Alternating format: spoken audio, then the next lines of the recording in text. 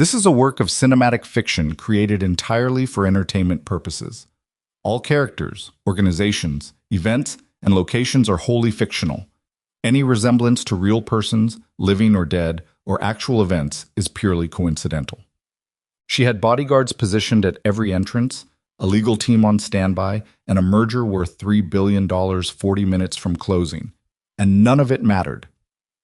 The moment Vanessa Langford looked across a crowded ballroom and realized the man standing 6 feet to her left was wearing her security team's earpiece but had never once been briefed by them, she didn't scream. She didn't run.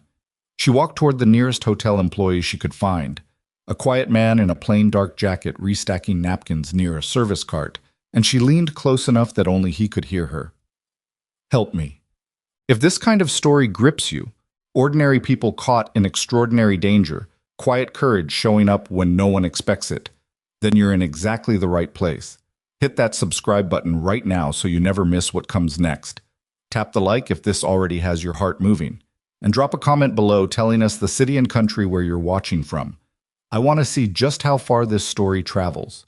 Now stay with me, because this is only the beginning. What? The Langford-Mercer merger had been 18 months in the making. 18 months of due diligence reports, and counteroffers, and conference calls that began before sunrise and ended well past midnight. 18 months of Vanessa sitting across from men twice her age, who smiled at her the way people smile at someone they expect to eventually fail, waiting for the moment she'd blink or soften or hand something away just to make the discomfort stop.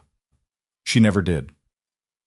That was the thing about Vanessa Langford that her competitors kept underestimating. She was 30 years old, and she ran Langford Capital with the kind of focused, unhurried discipline that made people nervous without her ever raising her voice. Tonight was the close, the signing ceremony. The moment 18 months of grinding work either became something permanent or it didn't. The ballroom at the Ashford Grand Hotel had been arranged with the kind of careful attention that her events coordinator, Priya, lived for. Round tables dressed in ivory linen, low floral arrangements that didn't block sightlines, 2 bars positioned symmetrically so that neither side of the room felt like a second-class section. Investors, board members, legal representatives, and a handful of carefully selected press contacts filled the space with the particular sound of expensive shoes on marble and conversations calibrated to project confidence. Vanessa stood near the far window with her champagne barely touched, talking to Gerald Whitmore, a 71-year-old director who had served on her board since her father founded the company and who still, after everything, occasionally called her young lady without meaning anything cruel by it. She liked Gerald. He was one of the few people in that room she genuinely liked. "You should be proud of yourself," Gerald told her, and she gave him the small, controlled smile she'd learned to produce for moments like this. "We're not across the line yet," she said. "You will be." She believed that. She'd done the work. She knew the numbers. She'd read every page of the merger agreement herself, twice, and had her attorneys flag 17 items for revision, all of which were addressed. The deal was sound. The room was full of people ready to celebrate. So the first thing that registered as wrong wasn't a sound or a movement. It was a feeling. Vanessa had grown up around security personnel. Her father had been cautious, bordering on paranoid, and she'd inherited both the caution and, if she was honest with herself, a small portion of the paranoia. She knew what her people looked like when they were working a room. She knew how they stood, where they positioned themselves, how their eyes moved. They'd been thoroughly briefed. They knew every face on the confirmed guest list, and they wore their earpieces on the left side with a specific wire configuration she'd insisted on after a security review 2 years ago. The man standing 6 feet to her left had an earpiece. It was on the right side. The wire configuration was different. She didn't look at him directly. She kept her face pointed at Gerald while her peripheral vision worked carefully. The man was approximately 6'2", broad through the shoulders, dressed in a dark suit close enough to her team's attire that a casual glance would produce no alarm. He was standing with the practiced stillness of someone who'd been trained to stand still. But he wasn't one of her people. She let 3 seconds pass. She kept smiling at Gerald. She said something about the fourth quarter projections that she didn't quite hear herself say. Then she let her eyes drift, slowly, naturally, toward the corridor entrance near the east wall. Another man. Different build, same studied posture, same wrong earpiece. Her chest didn't tighten the way she might have expected. Instead, it went cold. Quiet. The way a room goes quiet when someone very large and very dangerous steps into it. She excused herself from Gerald with a murmur about checking on the signing setup and began moving across the room at a pace that was unhurried enough to read as purposeful rather than alarmed. Near the elevator banks, she spotted a woman she didn't recognize pretending to check her phone. The woman's eyes tracked Vanessa's movement before she looked away. The earpiece was partially hidden beneath her hair, same configuration as the others. 3 of them. Minimum. Coordinated. Already positioned. Her own security team was distributed around the room, and she ran a quick, silent inventory. Marcus near the main entrance, Deja by the press section, 2 others she could account for. None of them had spotted the problem yet, or if they had, they weren't moving on it. She needed help. Not the kind of help that involved drawing her team's attention and turning the room into a visible confrontation. That would panic the guests, potentially send the fake security moving before she understood what they were doing or where the exit stood. She needed a quieter kind of help. She moved toward the service area near the far wall, where a hotel employee was reorganizing a cart of folded linens with the efficient, unhurried movements of someone who'd done that particular task hundreds of times. His jacket said Ashford Grand above the left pocket. I was somewhere in his late 30s, she guessed. Not young, not old, with dark eyes that were doing something she recognized immediately as she approached him. He was already watching the room.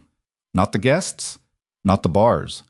He was watching the exits and the people near them, and his expression was exactly, precisely neutral in the specific way of someone who has trained themselves to show nothing when they're seeing something. She leaned close, kept her voice below the ambient noise of the room. Help me. He didn't flinch, didn't look alarmed.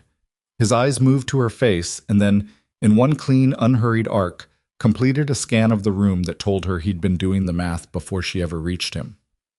How many do you know about? He said quietly. 3.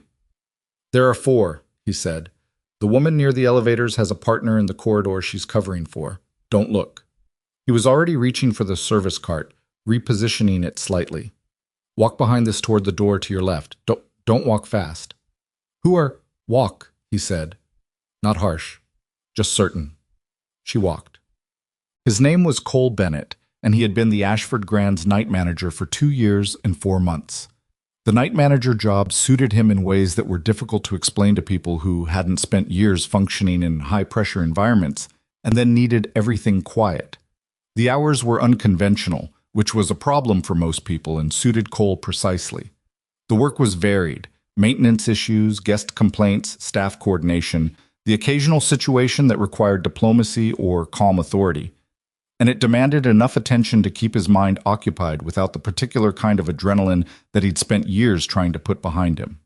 He liked the hotel at night. He liked the staff he'd come to know. He liked that he could walk through every service corridor in the building with his eyes closed and know exactly where he was. His daughter, Sadie, was 8 years old and currently staying with his neighbor, Mrs. Okafor, which was their arrangement on the nights he worked the late shift. Sadie had gone through a phase of being anxious about those nights after her second-grade teacher had the class write essays about their families, and Sadie came home worried that their family was incomplete. Cole had sat with her at the kitchen table for almost 2 hours that evening, not trying to fix anything, just listening to her work through it out loud. She decided eventually that their family wasn't incomplete. It was just shaped differently than some of the others, and that was fine. Cole had agreed with her, and then made grilled cheese sandwiches because that was what she wanted, and because he didn't have a better answer than the one she'd already arrived at herself. He thought about Sadie now, briefly, as he guided the woman in the silk dress through the service door. He thought about her the way he always did when something in his body woke up that he'd tried to put to sleep, the one reliable anchor to the life he'd built and intended to keep building. The service corridor was lit by fluorescent panels, narrow and functional, with the smell of industrial cleaning solution and the distant sound of kitchen equipment. Vanessa stopped walking the moment the door closed behind them. "Tell me what's happening," she said. "Not yet." He was moving, reading the corridor, running a route map in his head that he'd never expected to need for anything like this. "We have maybe 90 seconds before the one near the elevator realizes you didn't go to the restroom. My security team can't communicate with them right now without risking tipping off the fake ones." He stopped at a junction and listened. Distant radio traffic from housekeeping. Nothing else. Move left. She moved left. He noticed she didn't argue again. He filed that away. She was frightened, clearly, but she wasn't panicking and she wasn't making noise. That helped.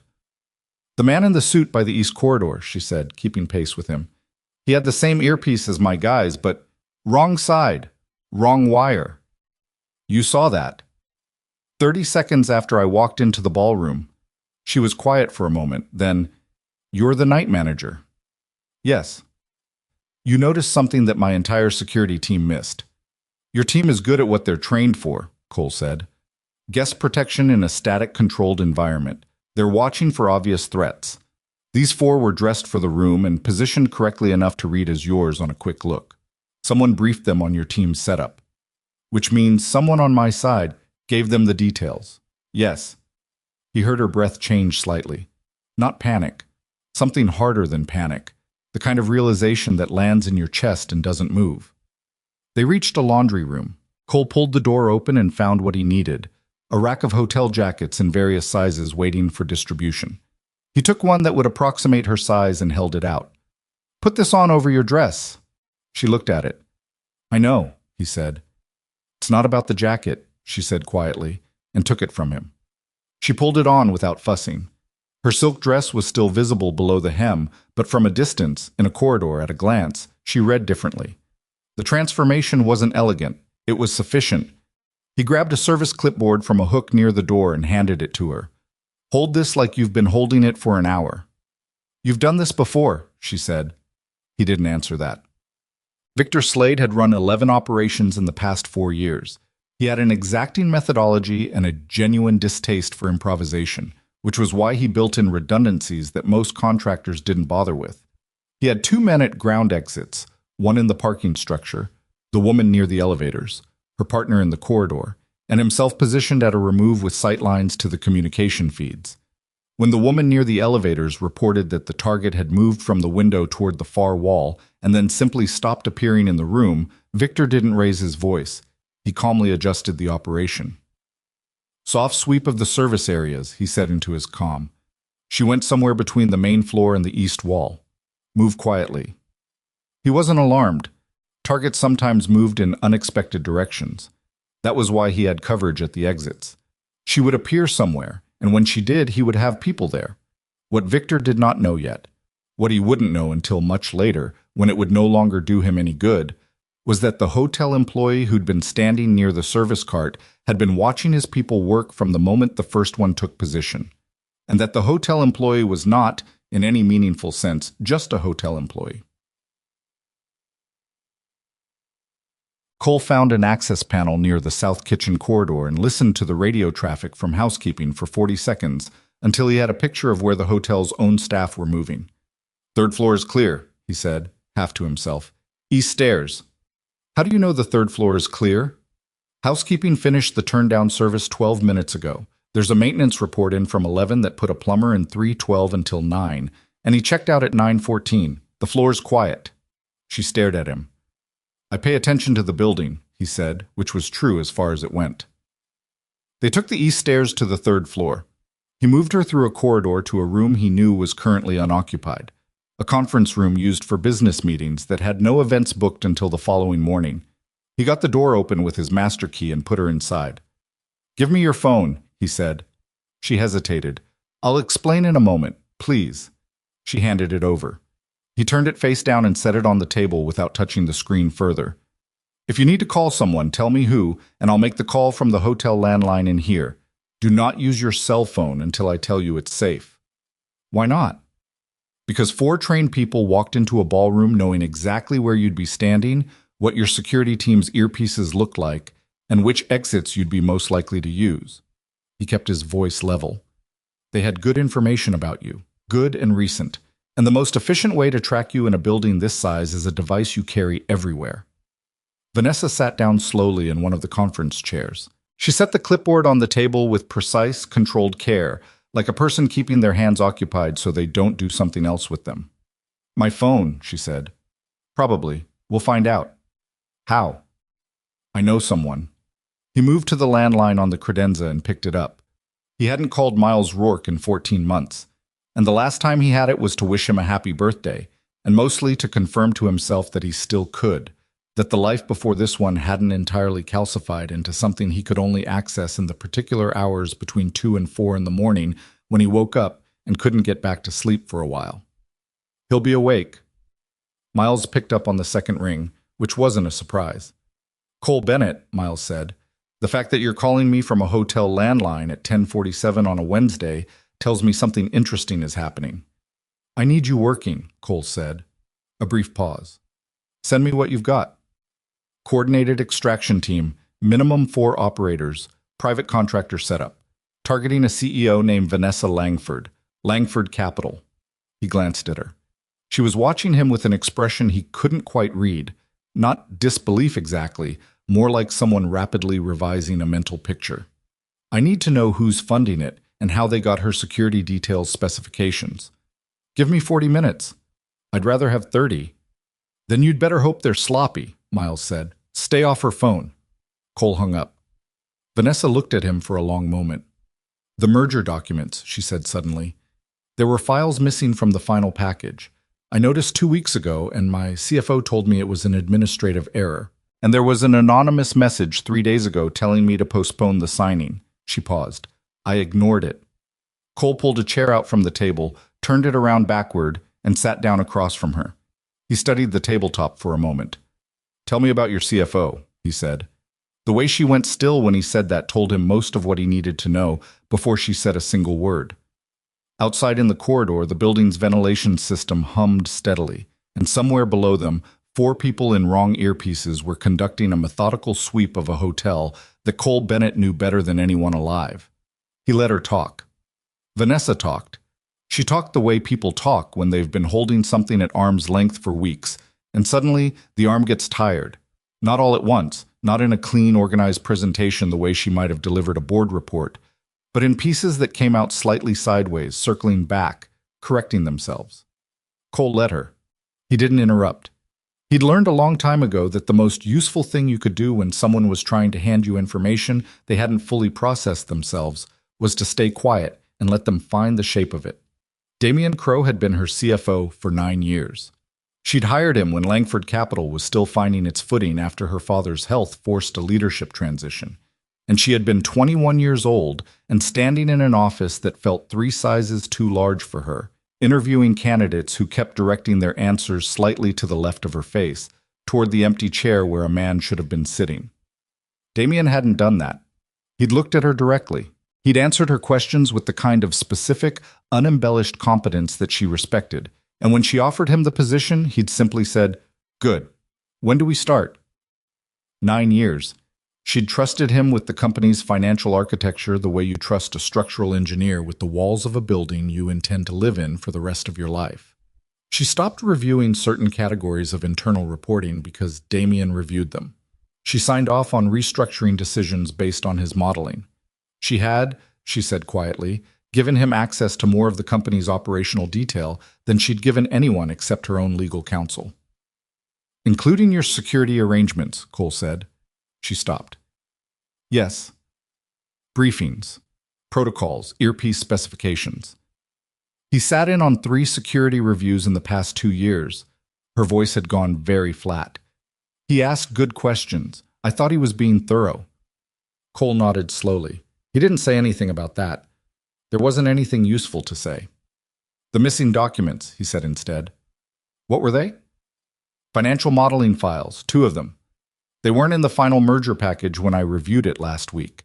And when I asked Damian about it, he said they'd been inadvertently excluded from the compilation and he'd have them reintegrated before the signing. She paused. He sent me replacement files the next morning. Did you compare them to the originals? A long silence. I compared them to my own working copies, she said. They looked identical. But you're not certain they were. I ran a document comparison. The content matched. Metadata? She looked at him differently then. I didn't check the metadata. Cole picked up the hotel landline again and dialed Miles. Miles picked up faster this time, which meant he was already deep in something. The missing documents, Cole said. Langford Capital. Financial modeling files pulled from a merger package and replaced. I need to know if the replacements were altered at a level below visible content. Metadata, revision history, embedded formula architecture, all of it.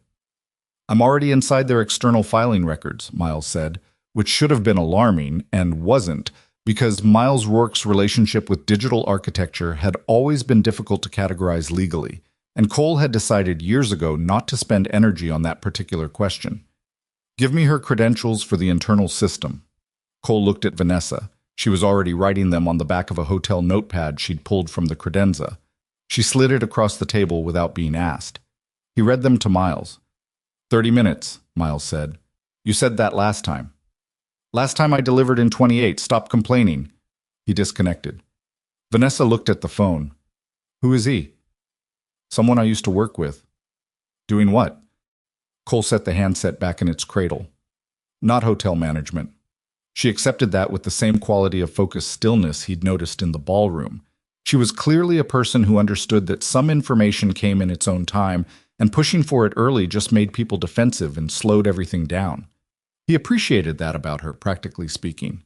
This wasn't a situation that had room for someone who needed everything explained before they'd move. You said you used to work with him, she said. Before the hotel. Yes. Doing what, specifically?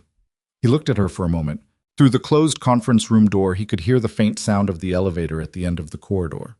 The mechanical sigh of the doors. The quiet. He listened until he was certain it was routine building sound and not someone conducting a sweep of the floor. Navy SEAL, he said. 12 years. She didn't react the way most people reacted, which was with some version of impressed surprise and then a series of questions that were really just that surprise restructuring itself into language. She looked at him steadily and then said, That explains several things about the last 20 minutes. Some of it. The corridor routes. Knowing where the staff was without checking. Watching the room that way before I even reached you. Habit, he said. That's not habit. That's training that stayed. He didn't argue with her. She wasn't wrong. The training had stayed. He'd spent years telling himself otherwise, convincing himself that the quieter life had genuinely replaced the earlier one, that what he'd built around Sadie was so complete and so real that the other version of him had simply retired into irrelevance. Standing in that ballroom tonight, reading those 4 operators before any of them knew they'd been read, he'd understood that he'd been telling himself a partial truth. The quieter life was real. Sadie was real. The night manager job and the grocery runs and the Tuesday evening homework sessions at the kitchen table were real, but the other thing was also still there. It hadn't retired. It had just been waiting. He wasn't sure how he felt about that. You left, Vanessa said. Not a question. Yes. Why? He looked at the tabletop. There was a coffee ring stain near the center that housekeeping had missed, and he found himself studying it the way you study something when you're deciding how much to say. I lost people, he said, on a mission. 3 men who shouldn't have died the way they died, in the place they died, for the reasons they died there. He stopped. I made decisions that contributed to that. I've thought about those decisions a lot. I came to certain conclusions about them, and then I left the teams and tried to build something that wasn't built on the same framework. A framework of what? Of believing that the mission is worth the cost, he said.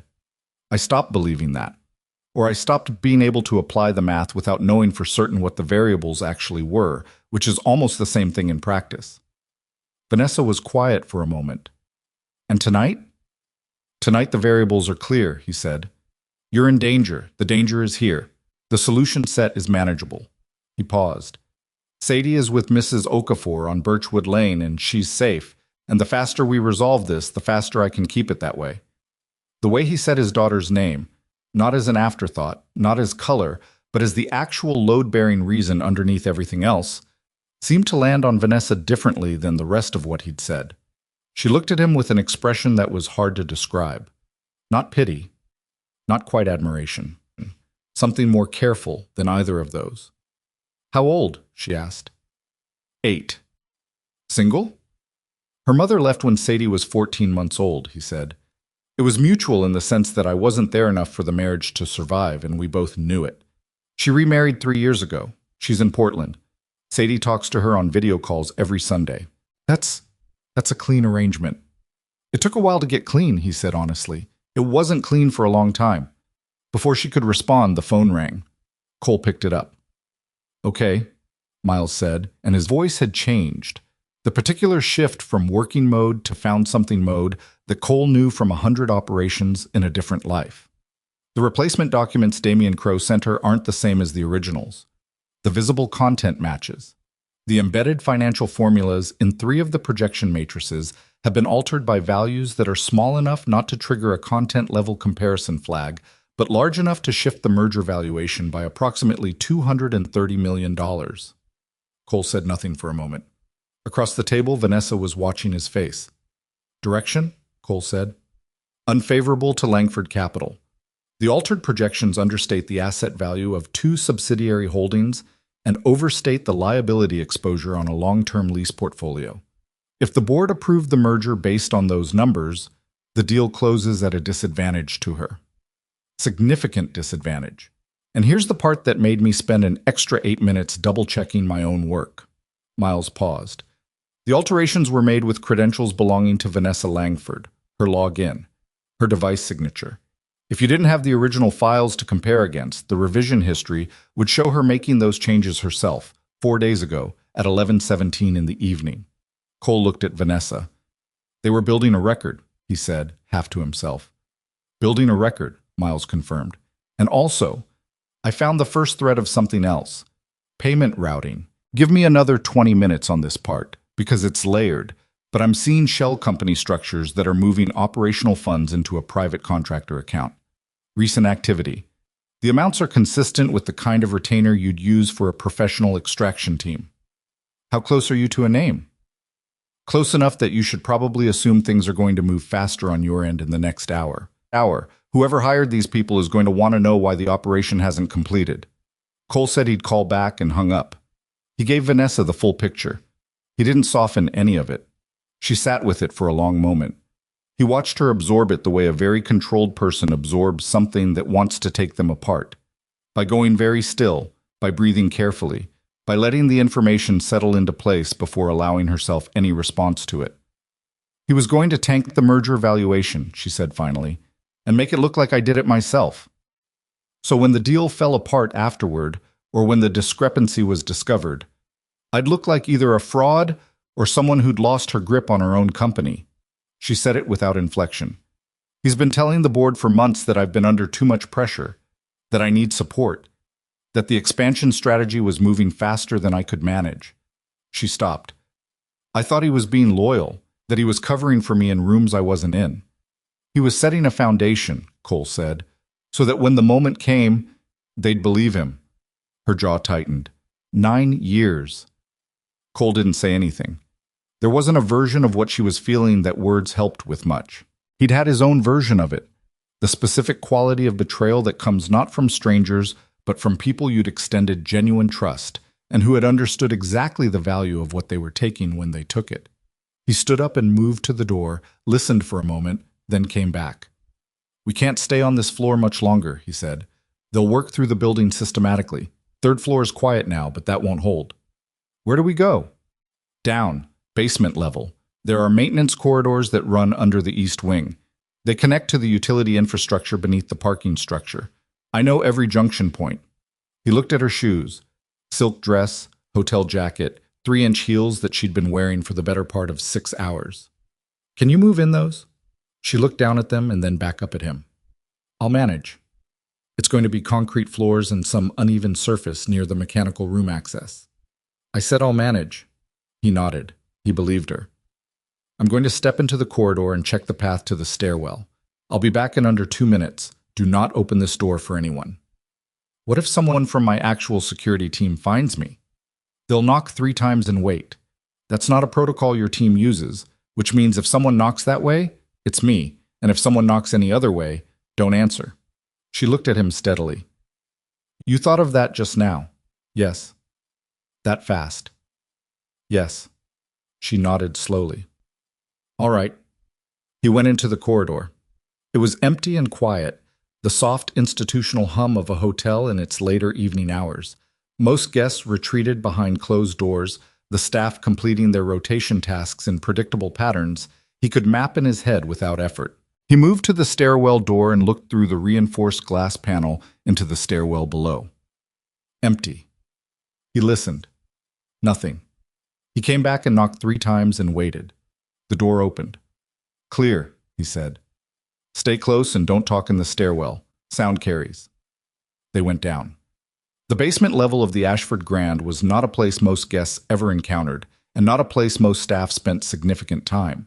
It existed as infrastructure, the mechanical and electrical systems that made the hotel's visible elegance possible, the laundry processing area, storage for seasonal furniture and equipment, the utility corridor network that allowed maintenance personnel to move through the building's systems without disrupting guest areas. Cole had walked every corridor down here within his first 3 months on the job, not because his role required it, but because knowing a building's hidden geometry was something he did the way other people checked weather forecasts. It was just information. You never knew what you'd need it for. He knew what he needed it for now.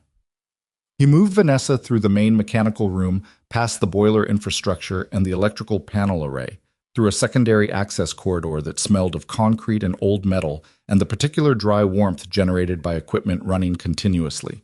She didn't complain about any of it. Her heels made slightly more noise on the concrete than he would have preferred, but she adapted quickly, shortening her stride, shifting her weight forward, and the noise reduced to something manageable. "The woman near the elevator," Vanessa said quietly, after they'd moved through the first junction. "Who is she? Is she a professional?" "All 4 of them are professional," Cole said, keeping his voice low. "They're not freelancers cobbled together for this job. The positioning in the ballroom, the communications discipline, the way they maintained coverage without clustering, that's trained, rehearsed, coordinated." He paused at the next junction and listened. "Whoever your CFO hired, he didn't cut corners. Which means he spent serious money. Which means he planned this seriously. This wasn't a contingency. He built toward this." She absorbed that. He let her. "The man running the operation," she said. "Do you know what he looks like?" "I got a reading on him from this ballroom. He wasn't one of the 4 I identified as positioned. He was at a remove, near the press check-in table, dressed as a guest. Older, maybe 50, 55, stood like someone who's comfortable being in charge of people who are uncomfortable." He glanced back at her. "He's good. He's also going to be genuinely confused right now because the operation should have completed 40 minutes ago and he has no visual on the target and his people haven't reported success. What does a man like that do when he's confused?" "He doesn't get confused for long," Cole said. "He recalibrates. He expands the search parameters. He applies pressure to the exit points and he starts thinking about what he missed." "What did he miss?" Cole almost said nothing. Then he said, "Me." They reached the section of the corridor he'd been aiming for, a maintenance alcove near the utility junction for the east wing, partially enclosed by a steel equipment housing and a secondary wall, accessible from 2 directions, both of which he could monitor from the alcove's interior position. It wasn't comfortable. There were 2 folding maintenance stools that had been left there by some crew at some point, the kind of thing that accumulated in utility spaces over time, and a mounted emergency light that cast everything in low amber. Vanessa sat on one of the stools. She reached down without comment and removed her heels, held them in one hand, and set her stockinged feet flat on the concrete. It wasn't a graceful moment, and she didn't try to make it one. Cole sat on the other stool and called Miles again. "I'm getting close to the contractor payment source," Miles said immediately. "There's a holding company called Meridian Structured Assets. It doesn't exist in any meaningful operational sense. It's a vehicle, incorporated 14 months ago in Delaware, single-purpose entity structure. The funds that capitalized it originated from a series of transfers through a Cayman account that I'm still tracing, but the signatures on the Meridian incorporation documents match a pattern I've seen in 2 previous setups connected to a contractor named Victor Slade." "Slade," Cole said. "You know him?" "I know of him. He was private sector before I left the teams. He operated in a gray space. The kind of work that doesn't get attributed and doesn't get prosecuted because nobody wants to explain how they know what he did." Cole paused. "He's not cheap." "No, he's not. Preliminary estimate on the retainer structure I'm seeing is somewhere between $800,000 and $1.2 million for a contained extraction operation." Miles stopped for a moment. "Cole, The Meridian account received its initial capitalization from a transfer that originated from a personal holding account belonging to Damian Crow. Cole said, "You're certain?" "I am certain. I've got the chain documented across 6 transfer legs and 3 jurisdictions. It holds." Crow funded the shell. The shell retained Slade. Slade assembled the team. A brief pause. "I can have this packaged for law enforcement in about 40 minutes. The documentation is solid." "Do it," Cole said. "And Miles, is there anything on Vanessa's phone? Tracking software?" He heard Miles typing. "Yes," Miles said. "There's a passive location reporting application installed in the system partition, installed via a remote push that originated from a device registered to Langford Capital's internal IT system. It's been active for 19 days. A pause. "It's reporting her location continuously. Whoever has the access credentials for the monitoring dashboard knows exactly where the phone is right now." Cole looked at Vanessa's phone, sitting face down on the concrete floor where he'd set it when they entered the alcove. He'd had her carry it this far because turning it off entirely sometimes triggered location lock features and sophisticated tracking setups. But carrying it further was no longer workable. "I'm destroying the phone," he told Miles. "That'll register as a signal loss event on their dashboard. They'll know." "I know. We'll be moving when it happens." He paused. "Is there anything you can do to muddy the last reported location?" "I can generate some noise in the signal record. Give me 60 seconds and then drop it," Cole told Vanessa. She looked at her phone. It was a good phone. Expensive, thin, the kind of device that held her entire operational life. She looked at it the way you look at something you're about to lose and are already making peace with. "Do what you need to do," she said. He waited 60 seconds by count, then picked up the phone, located the concrete lip of the equipment housing, and brought the device down against it once, hard, with precise mechanical force applied to the processor housing rather than the screen. The internal components fractured. The screen went dark. He did it once more to be thorough and then dropped it. "Done," he said into the hotel landline he'd been carrying, a corded handset extension from a maintenance phone in the corridor, which was technically hotel property he was borrowing without authorization, which was the least of his concerns. "Noise is in," Miles confirmed. "The last reported position in their system is going to be inconsistent. They'll know the signal dropped, but not exactly where from." "That buys us something." "Some minutes. Maybe 15, 20, depending on how fast Slade recalibrates." Miles paused. "Cole. He's going to figure out eventually that someone who knows what they're doing is running counter to his operation. When he does, he's going to stop running a search pattern and start running a threat assessment. That changes things." "It changes things in my direction," Cole said. A brief silence. "You sound like you used to sound," Miles said quietly. Cole didn't respond to that directly. "Keep building the legal package. I'll call you in 30. He hung up and looked at Vanessa. She was watching him with that careful, recalibrating expression he'd seen before. The one that wasn't quite surprise and wasn't quite calculation, something between the two. The face of someone who keeps encountering data that doesn't fit the original model and is systematically revising the model instead of arguing with the data. He found he respected that. "Victor Slade," she said. "That's his name." "Yes." "And he knows he's lost track of me." "Yes." "And in the next few minutes, he's going to start considering the possibility that someone inside the hotel is running active counter operations, because 4 professionals do not simply lose a target in a controlled environment unless someone is working against them deliberately." Cole paused. "When he reaches that conclusion, he's going to start working the exits harder, and he's going to start applying pressure to see what moves. Meaning he'll try to flush us out, or find a point of leverage." He looked at her directly. "Is there anyone in this building who knows you well enough that approaching them could get information about where you might go or who might help you?" Vanessa thought about it. "My assistant Priya is at the gala. She knows I trust—" She stopped. "She knows I trust Damian. So if Slade's people approach her, she'd have no reason not to answer their questions. She'd think they were my security." Cole stood up. "We need to move again. Deeper into the East Wing service corridor. I want us in a position where we have more than one exit route."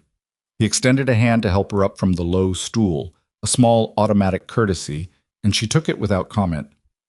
"Miles is building the evidence package for law enforcement. We need about 40 minutes. And until then?" "Until then," he said, We stay ahead of them.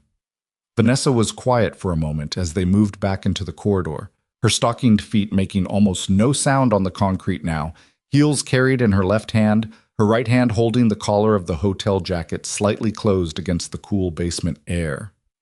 "Cole," she said. He glanced back. "Why did you help me?" she said. "You didn't know who I was. You didn't know what you were walking into. You could have called hotel security and let them handle it." He thought about it honestly, because she'd asked it honestly. Hotel security would have walked into a ballroom with 4 trained operators who had better gear, better coordination, and better information than anything this building's security team carries, he said. Someone would have gotten hurt. "That's not the only reason." He kept walking. "No," he said. "It's not." She didn't push for the rest of it. He was grateful for that because he wasn't entirely sure he had language for the rest of it. The particular feeling of standing in a ballroom, watching something wrong unfold, and knowing, with a clarity that bypassed thought entirely, that he was the only person in the room who understood what he was seeing. The weight of that kind of clarity, the way it removed the choice. He'd spent years trying to get out from under that weight. Tonight, it had simply returned, and he'd moved toward it instead of away. He didn't know yet what that meant for the version of himself he'd been carefully building since Sadie was 14 months old and the world reduced to its essential elements. He'd work that out later, in some quiet kitchen at some ordinary hour, the way he worked out most things that mattered. Right now there were more immediate problems, and somewhere above them in a hotel ballroom, Victor Slade had just finished recalibrating and was no longer looking for a missing woman. He was looking for whoever had taken her. Miles called back 17 minutes later. Cole had moved them twice more, once when he heard radio traffic indicating a sweep team had reached the south basement access, and once when a maintenance worker came through the east corridor on what was clearly a routine check, and Cole needed them out of the path before the man rounded the junction and found a hotel manager and a woman in a silk dress crouching behind a water heater assembly. They'd relocated to a section of the utility network beneath the parking structure, accessible through a fire door that required his master key and hadn't been opened, judging by the resistance of the hinges, in a considerable amount of time. It was darker here. Cole had found a flashlight in a maintenance cabinet and set it on the floor pointed at the ceiling to diffuse the light. Vanessa sat on an equipment casing, her heels still in her hand, saying very little. She'd stopped asking operational questions, which meant she'd either gotten everything she needed from him for now, or she was doing the particular kind of internal processing that required silence. Either way, he appreciated it. When the maintenance phone extension he'd been carrying produced Miles's callback signal, he picked up immediately. "Talk to me," Cole said. "The documentation package is complete," Miles said. 61 files. Wire transfer records, shell company and corporation documents, the Meridian Structured Assets capitalization chain, Slade's contractor profile, and 2 previous operations I was able to connect to his signature setup, the altered merger documents with metadata analysis showing Crow's device ID on the modifications despite the falsified credential trail, and the tracking application installation log with the originating device identifier. A pause. "It's enough, Cole. Any decent prosecutor takes this and runs." "Who'd you send it to?" "I packaged it for the FBI Financial Crimes Unit and the U.S. Attorney's Office in this district. I also sent a parallel copy to a contact at the SEC because the document alteration in a merger transaction of this size crosses into securities fraud territory. I flagged it as time-sensitive with an active threat component." Another pause. "They'll move. It won't be immediate. These things aren't immediate, but it'll be tonight or early morning. We need it to be tonight." "I know, I told them that." Cole looked at Vanessa.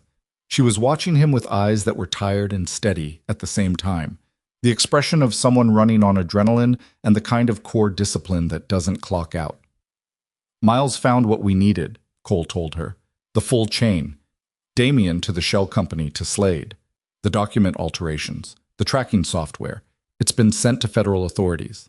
She closed her eyes for exactly 2 seconds, then opened them. "How long before they act on it?" "Tonight, if we're fortunate. But Damien doesn't know the evidence exists yet, which means he's still running his plan on schedule." "The board meeting," she said. Cole glanced at his watch. It was 11:43. "When does it convene?" "He'd call it for 1 a.m. at the earliest. He needs time to let my absence from the gala become established fact. He'd want witnesses to confirm I simply wasn't there, that I left or disappeared or behaved erratically. Then he calls an emergency session citing extraordinary circumstances. Her voice was controlled, but there was something underneath it that wasn't. He's been preparing the board members for months, planting the idea that I was struggling. Some of them will believe him. Not because they're stupid, because he's been patient and he's been credible and he sat in the same rooms as those people for 9 years. So even with Slade's operation failing, Cole said, Damien still has a version of his play that works. You're missing. Nobody can reach you. He calls the board at 1 in the morning and says something's wrong. And he moves for emergency executive authority. Then we have about an hour. To do what? Get you out of this building, Cole said, and get you where you need to be. He said it plainly. The way you state a problem that has a clear solution set once you stop treating it as complicated. Vanessa looked at him for a moment longer than the statement required. Slade's people have the exits covered, she said. Some of them. His primary coverage was built for a contained extraction, getting you out quietly before anyone noticed you were gone. That operation has already failed. At this point, he's adapted to a containment posture, which means he's covering the most probable exit routes with the people he has. But he didn't start with unlimited personnel, and the longer this has run, the more spread his coverage is. So there are gaps. There are always gaps. The question is finding the right one at the right moment. Miles cut back in. Cole had left the line open. I've been running the hotel's external camera feeds. Don't ask me how. I wasn't going to, Cole said. South loading dock. It's the service entrance for deliveries, accessible from the utility corridor you're in if you go east another 200 feet and take the branch that angles up toward the ground-level dock access. I'm not seeing coverage there. Slade has a man at the main parking structure exit and 2 covering the primary and secondary lobby entrances, but the south dock is a blind spot. It's a working exit. There's a delivery truck that came in at 9:30 and hasn't left yet. The driver's probably sleeping in the cab. Cole stood up. Can you get us a vehicle at the south dock? I can try. Give me 10 minutes and a lot of optimism. 10 minutes, Cole said. We'll be moving. He ended the call and looked at Vanessa. Put your shoes back on. She didn't argue about it. She worked the heels back onto her feet with the quick efficiency of someone who'd made peace with discomfort as an operating condition, stood up, and held herself steady. South loading dock, Cole said. Stay 2 steps behind me. If I stop, you stop. If I change direction without explaining, you change direction. Don't hesitate to ask questions, but don't ask them out loud unless we're in a closed space. Understood. And the jacket, he said. Pull the collar up. She did. They moved east through the utility corridor, Cole running the route from memory, keeping his pace functional rather than hurried because hurried made noise and altered your posture and changed how you read to someone at a distance. 200 feet through the main utility run, and then the branch that Miles had described. A narrower passage, the ceiling dropping slightly, the concrete walls showing the older construction of this section of the building, something that predated the hotel's last major renovation by at least 2 decades. The branch angled upward just as Miles had said. The air changed. Less mechanical warmth, more ambient cold, the particular quality of outside air seeping through structural gaps. Cole slowed at the top of the incline and found the access door that opened toward the loading dock level. He put his ear against it and listened for 30 seconds. Mechanical sounds. An idling engine, distant, probably the delivery truck Miles mentioned. Metal on metal, a container being shifted somewhere. Normal dock sounds at midnight. He opened the door slowly, using his body to control the swing, and looked through the gap. The south loading dock was a utilitarian concrete platform extending about 30 feet, with 2 bay doors and a ramp that descended to the service lane running alongside the hotel's south wall. A refrigerated delivery truck sat in the far bay, engine running low. The driver almost certainly sleeping, keeping the climate system going for whatever was in the cargo. One dock light was functional, the other had blown, and nobody had replaced it, which left the middle section of the platform in serviceable shadow. No one visible, no one waiting. Cole held the door and looked at Vanessa. She moved through without being told to. They crossed the dock in the shadow band, keeping away from the functional light, moving toward the ramp. Cole was watching the corners and the bay door edges and the narrow gap between the delivery truck and the dock wall. running his threat assessment continuously the way you breathe when you've done it long enough that it no longer requires attention. They reached the ramp and descended to the service lane. The maintenance phone he'd been carrying produced its callback signal again. He answered it. "There's a car," Miles said. "Green Honda Accord, 7 years old, belongs to one of the kitchen staff who apparently doesn't lock it and keeps a spare key in the visor. It's in the staff parking section at the south end of the service lane, 40 feet from where you're standing." Cole looked south. Dark lane, poorly lit, service vehicles parked in a ragged line. "Miles, I'm not suggesting you steal it. I'm suggesting that the driver, whose name is apparently Ramon, based on the parking registration I found, probably wouldn't object if he knew the circumstances." "We'll leave it somewhere reasonable," Cole said, and moved south along the lane. The Honda was where Miles said it was. The key was where Miles said it was. Cole got Vanessa into the passenger seat and himself behind the wheel and started the engine, which turned over with the slightly reluctant quality of an older vehicle that had been sitting in cold air for several hours and wasn't entirely enthusiastic about being woken up. He pulled out of the staff lot slowly, without headlights, until he reached the service lane exit, and then onto the side street running along the hotel's south perimeter. In the rearview mirror, the Ashford Grand retreated behind them, its lit windows and the faint sound of the gala still audible even from here, a distant orchestrated normalcy that had nothing to do with what had been running underneath it for the past 90 minutes. Vanessa exhaled. It was the first time since the ballroom that she'd made a sound that wasn't entirely controlled. "You okay?" Cole said. "Ask me in an hour," she said. He drove. They were 4 blocks from the hotel when the phone rang again, and this time Miles's voice had a different quality to it entirely. "Cole, Slade knows." Cole checked the mirrors. Nothing following. "Knows what specifically?" "That it's you, or close enough that it matters." Miles's voice was tight. One of his support personnel ran a trace on the counter-operations pattern, the way the sweeps were being avoided, the utility network knowledge, the phone destruction timing. "Somebody on Slade's team has a military analysis background. They ran it against contractor and special operations records, and came up with your name inside the last 20 minutes. The car felt very quiet suddenly. "He knows I'm SEAL," Cole said. "He knows you're former SEAL. He knows your name," and Miles stopped for a half second. "Cole, he knows about Sadie, her school, her address with Mrs. Okafor. It's in your employment record at the hotel, which his team apparently accessed when they were building their pre-operation intelligence package on hotel staff." A pause that felt longer than it was. "I don't think he'll move on her. It's not operationally useful to him, and it creates enormous legal exposure. But I wanted you to know what he has." Cole's hands on the wheel didn't tighten. That was not a matter of discipline. It was a matter of what 12 years of operating under pressure had done to certain automatic physical responses. Inside, in the place where the training didn't reach, something went very cold and very still. "I need you to put eyes on that address," Cole said. "Right now. Whatever you can access." "Already on it." Keyboard sounds. "I'm pulling the residential camera on Birchwood Lane. There's a doorbell camera system 2 houses down from Mrs. Okafor that covers the street. Give me 60 seconds. 60 seconds. Cole drove. He kept his speed even, and his eyes on the mirrors and on the road ahead, and he did not let himself go to the place in his mind where Sadie was. Not yet. He needed to be functional for 60 seconds, and being functional meant staying outside that room in his head and keeping the door closed. "Nothing on the street," Miles said. "No unusual vehicles. No foot traffic. The house looks quiet. Well, lights off in the front, one light on in what I think is a back bedroom." A pause. "That's Mrs. Okafor's pattern. She watches television in the back room until about 11, then goes to sleep. Sadie would be in the guest room.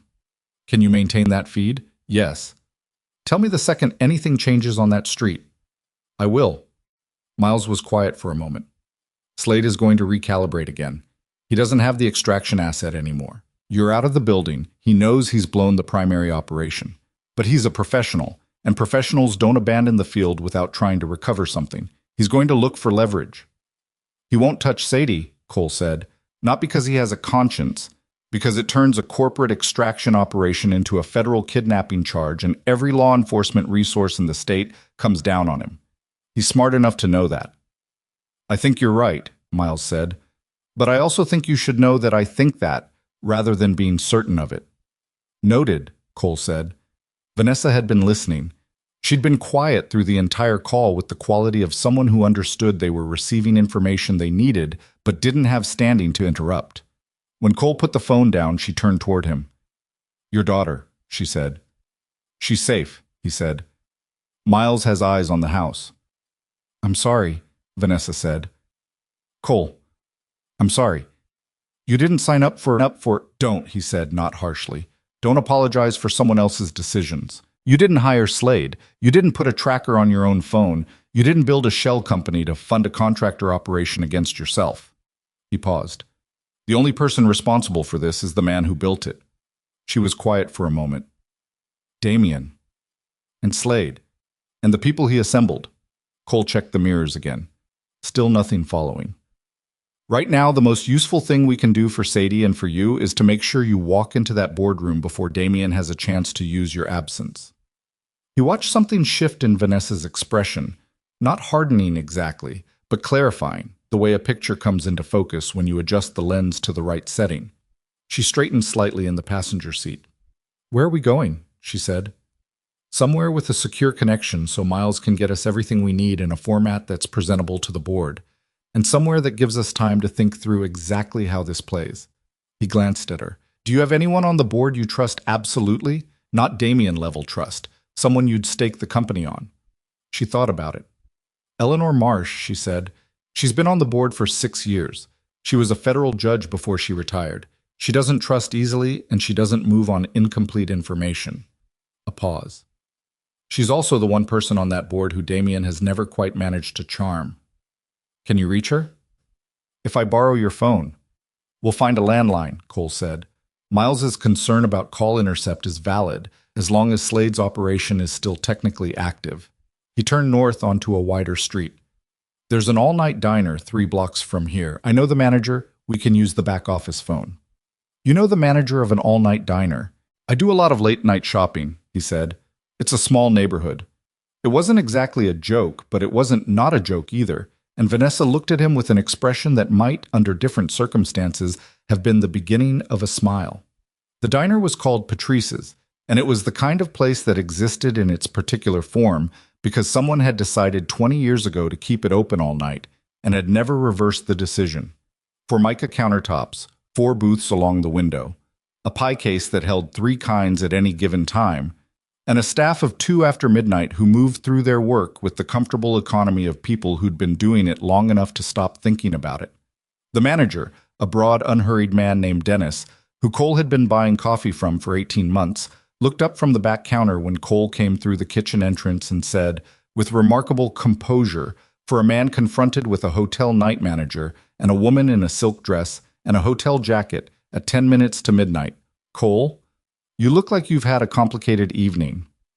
"Dennis, I need to borrow your office phone for about 20 minutes. Dennis looked at Vanessa, looked back at Cole. "You want coffee?" "Yes," Vanessa said, before Cole could answer.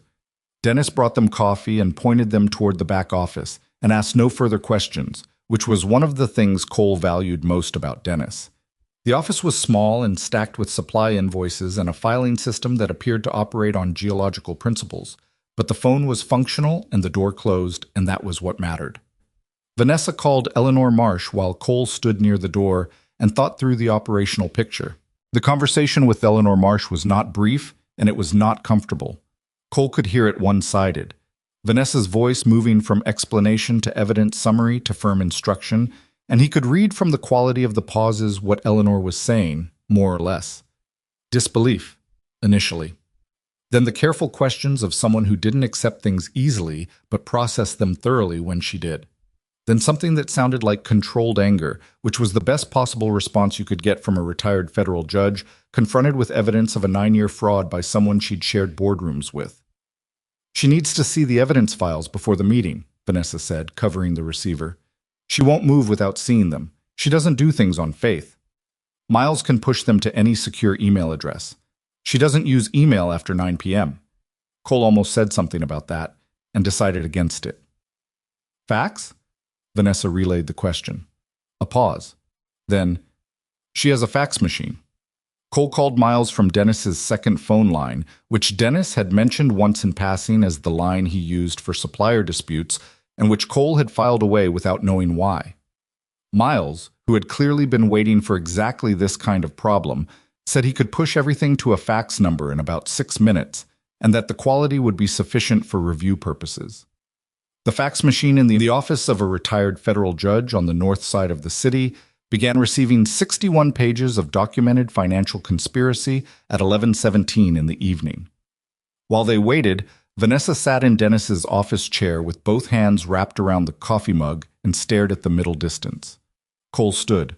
He'd been standing for most of the last 2 hours and wasn't particularly bothered by it. "You're thinking about Sadie," she said. "I'm thinking about several things." "You're mostly thinking about Sadie." He didn't deny it. "Miles is watching the street. She's safe." "But you won't stop thinking about it until you've seen her yourself." "No," he said. "I won't." Vanessa looked at the mug in her hands. "She's lucky," she said quietly. "She'd disagree on school nights." "I mean it.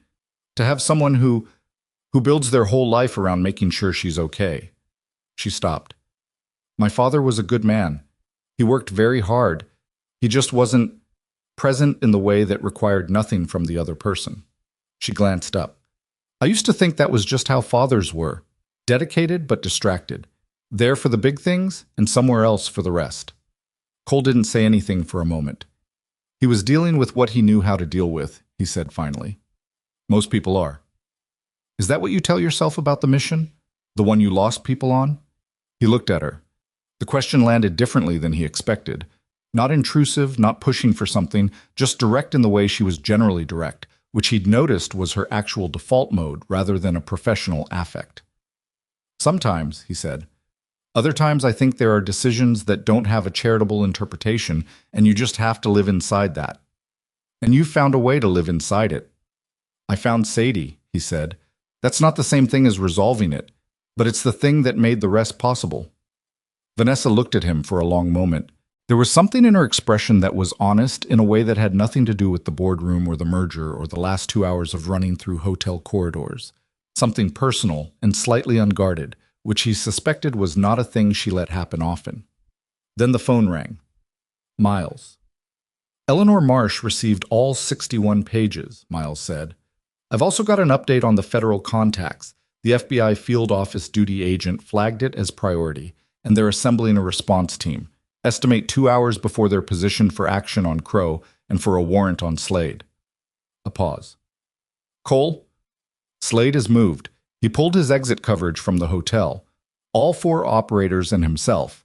They've consolidated, and they're mobile. I lost the visual about 12 minutes ago." Cole went still. "Direction?" "I don't know.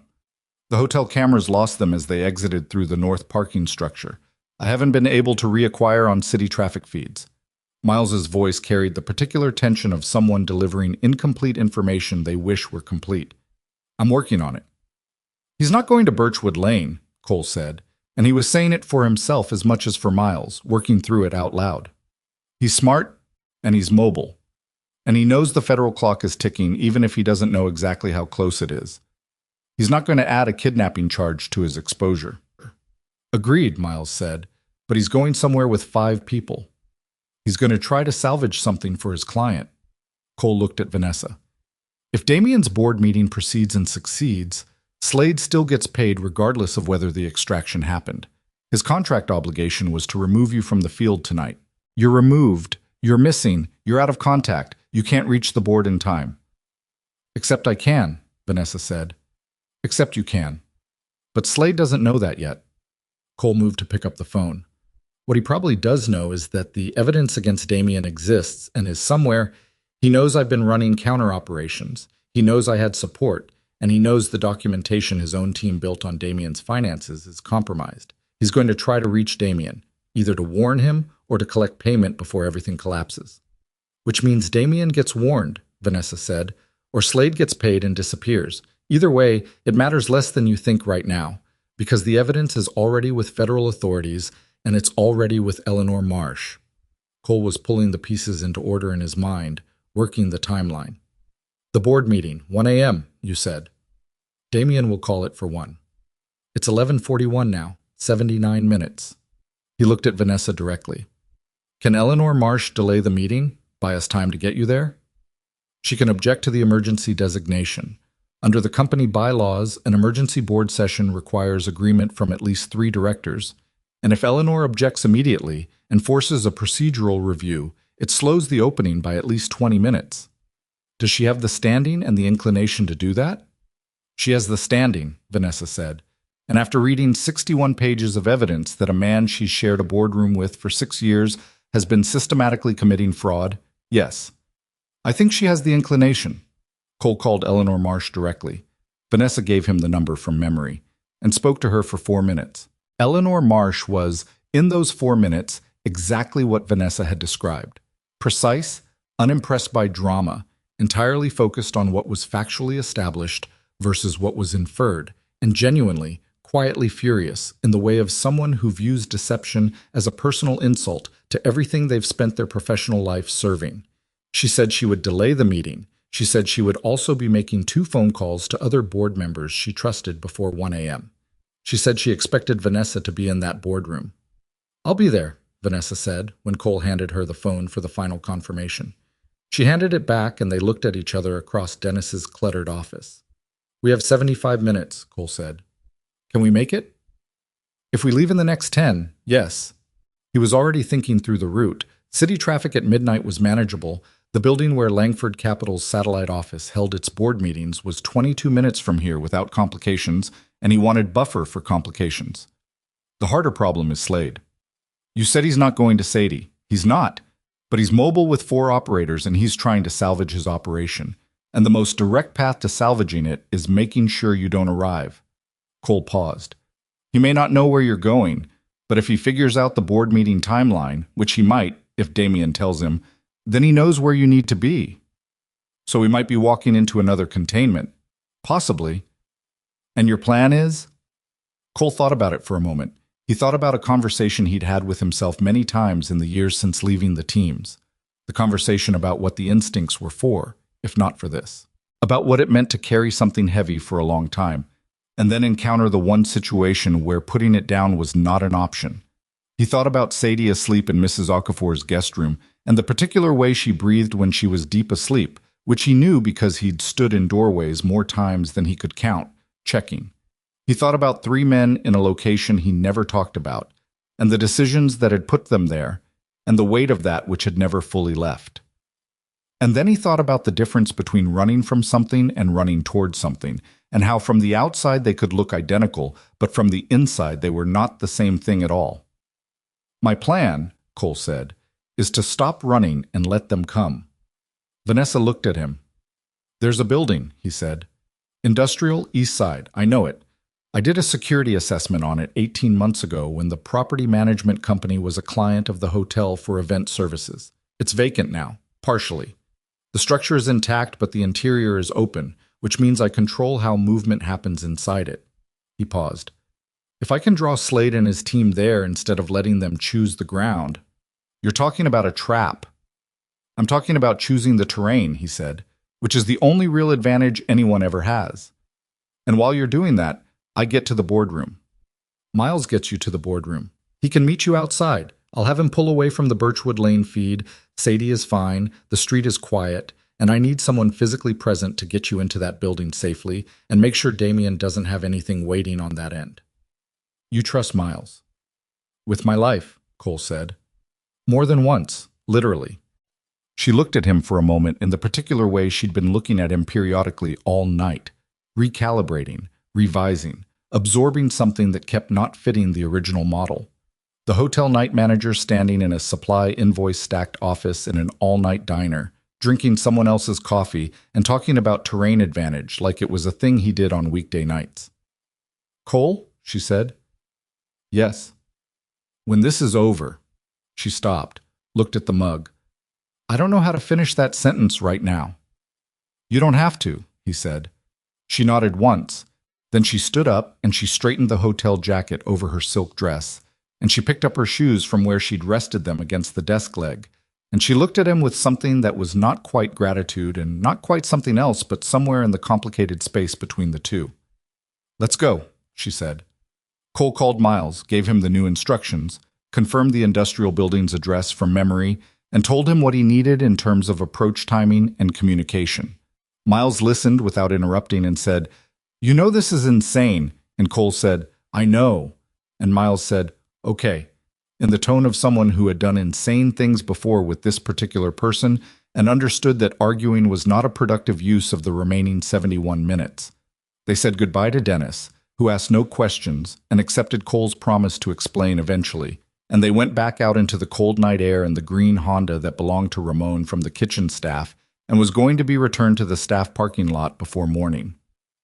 Cole drove east. Victor Slade, somewhere in the dark city, was also moving east, though he didn't know yet that the man he was now hunting had already stopped running and was, in fact, deciding exactly where he wanted to be found.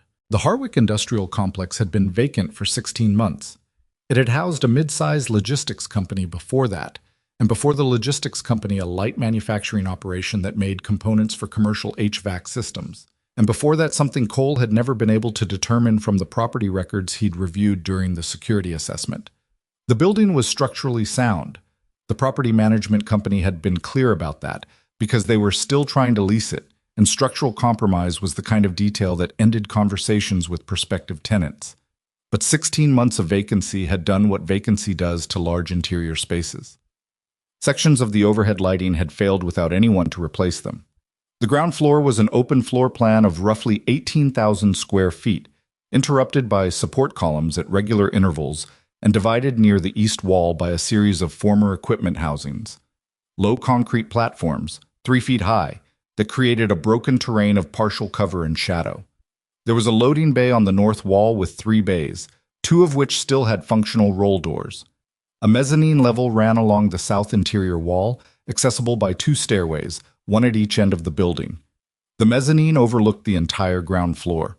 Cole had stood on that mezzanine 18 months ago with a clipboard and a site assessment form, noting sight lines and access points and the locations of the electrical panels.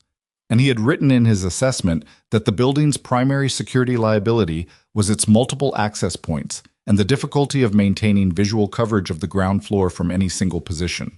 I was now going to use every one of those liabilities as an asset. He dropped Vanessa at a point 4 blocks from the industrial complex and waited while Miles pulled up in a car he'd arranged through means Cole chose not to examine, a gray sedan, clean, practical, nothing that would attract attention.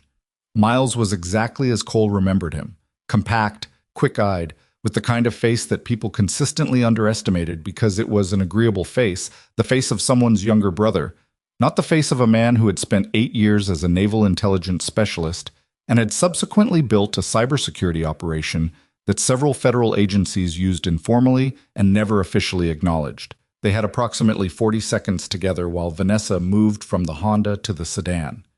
"Building's clear," Miles said, low and fast. "I ran the exterior cameras. Scope, no coverage on the east side. 1 functional camera at the main vehicle entrance that I've looped. Slade's team is tracking toward this area. I picked them up on a traffic feed 6 blocks east, moving in 2 vehicles. Marsh will be in the lobby. And if Damien has something waiting at the building? He won't. He doesn't know she's coming. He thinks she's still missing." Cole paused. "But watch the parking structure anyway, and stay with her until she's in the boardroom with Eleanor. Don't leave the floor until the meeting starts." Miles looked at him with the particular expression he'd been producing since they were 26 years old, and Cole was explaining plans that had a higher risk tolerance than Miles preferred. It was not a disagreeing expression. It was an expression that said, "I have noted my reservation and will now proceed." "Don't get killed," Miles said. "I'll do my best." Miles got into the sedan. Vanessa was in the passenger seat, and as the car pulled away, she turned and looked through the window at Cole standing on the empty sidewalk in the cold midnight air. He couldn't read her expression clearly at that distance and in that light. He watched the sedan until it turned the corner and disappeared. Then he turned and walked toward the industrial complex alone. He got inside through the east loading dock access, a personnel door beside the roll bays that had a standard commercial lock and was not the most sophisticated obstacle he'd encountered. He didn't break anything. He worked the mechanism with a technique that left no damage, which mattered to him in some vague professional way that he acknowledged was probably not the highest priority concern of the evening, but was nonetheless the way he preferred to operate. Inside, the building smelled of concrete dust and the particular dry emptiness of a large space that has been closed for a long time. The emergency lighting was on, red-tinted, low, enough to see shapes and distances without seeing details. Cole spent 4 minutes walking the ground floor and another 3 on the mezzanine, and what he did in those 7 minutes was the thing that was difficult to explain to people who hadn't been trained for it, and nearly impossible to explain to people who had been, but had let it go soft. He was building a map, not a visual map. He already had that from the assessment 18 months ago, updated now by a single walkthrough in low light. He was building a tactical map, which was different. It was a map of how the space would behave under pressure, where sound traveled and where it didn't, where the sight lines crossed and where they went dead, which approach routes funneled movement and which dispersed it, where a person would instinctively go when they needed cover and where that instinct would be wrong. He identified 4 positions on the ground floor and 2 on the mezzanine. He identified 3 approaches that Slade's team would most likely use based on the building's exterior access points and the instinct of trained operators, which was to split coverage, maintain communication, and converge toward the center from multiple angles. Then he went to the electrical panels near the north wall and studied them for 90 seconds. The building's lighting was on 3 separate circuit breakers: ground floor north, ground floor south, and mezzanine. The emergency system ran independently. Cole could control all 3 ground floor circuits from this panel. He could not control the emergency lighting from here, but the emergency lighting was red and low and worked in his favor. He switched off ground floor north. The north half of the building went dark except for the emergency red. The south half remained in the dim, functional lighting the building's management company kept running for property maintenance purposes.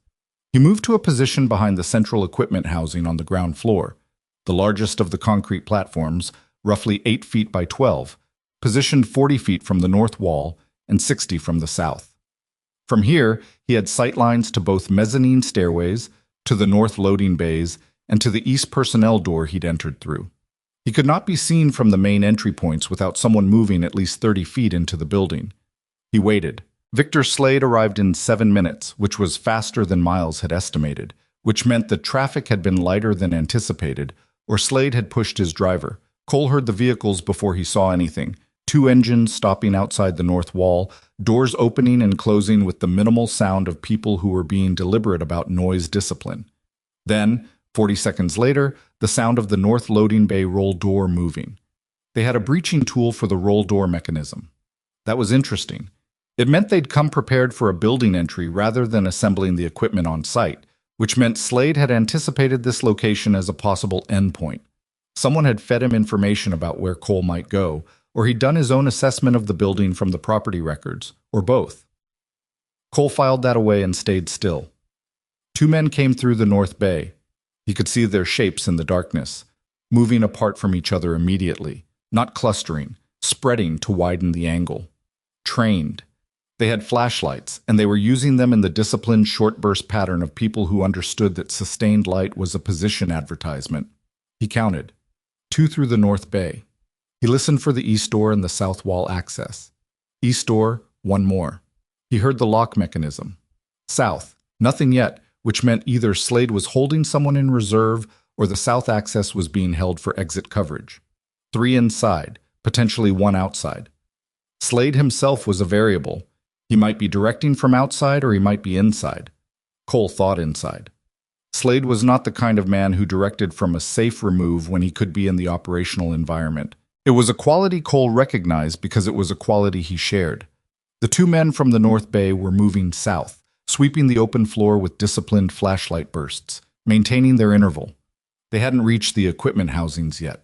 Cole watched them through the gap between the concrete platform edge and the floor. Lying flat on the ground behind the housing, chin down, completely still. The man from the east door had moved along the east wall and stopped. He was good. He'd found a position with the wall at his back and was holding, watching, letting the other 2 drive movement while he covered the open ground. Classic 3-man sweep pattern. Cole looked at the electrical panel on the north wall. 40 feet. He'd mapped the route in darkness during his initial walkthrough, specifically because he'd known he might need to cover it without light. He moved. Not fast. Fast was noise. He moved the way water moves through a narrow channel, continuously, quietly, adapting to the floor's minor irregularities, keeping low, placing each foot with full information before shifting weight. The 40 feet took him 90 seconds. Behind him, the two sweep operators were at the equipment housings now, flashlights probing the gaps between the concrete platforms. He reached the panel. He switched off ground floor south. The entire building went to emergency red. In the sudden shift, both sweep operators stopped moving. Their flashlights came on sustained, sweeping wide. The man at the east wall called out, not words, a 2-click signal on his radio, asking for status. Cole was already at the base of the north mezzanine stairway. He went up. The mezzanine gave him everything he needed. The full floor below, visible in the emergency red, the three operators now visible as shapes trying to reorient to the changed light conditions. He could see their flashlight patterns crossing and recrossing as they tried to compensate for the darkness. He could see where they were going to move before they moved, because trained operators in an uncertain environment default to pattern, and he'd read their pattern from the first 30 seconds. A fourth shape appeared from the south wall access. Slade had held someone in the south position and now moved them inside. 4 total on the floor. And then a fifth came through the north bay.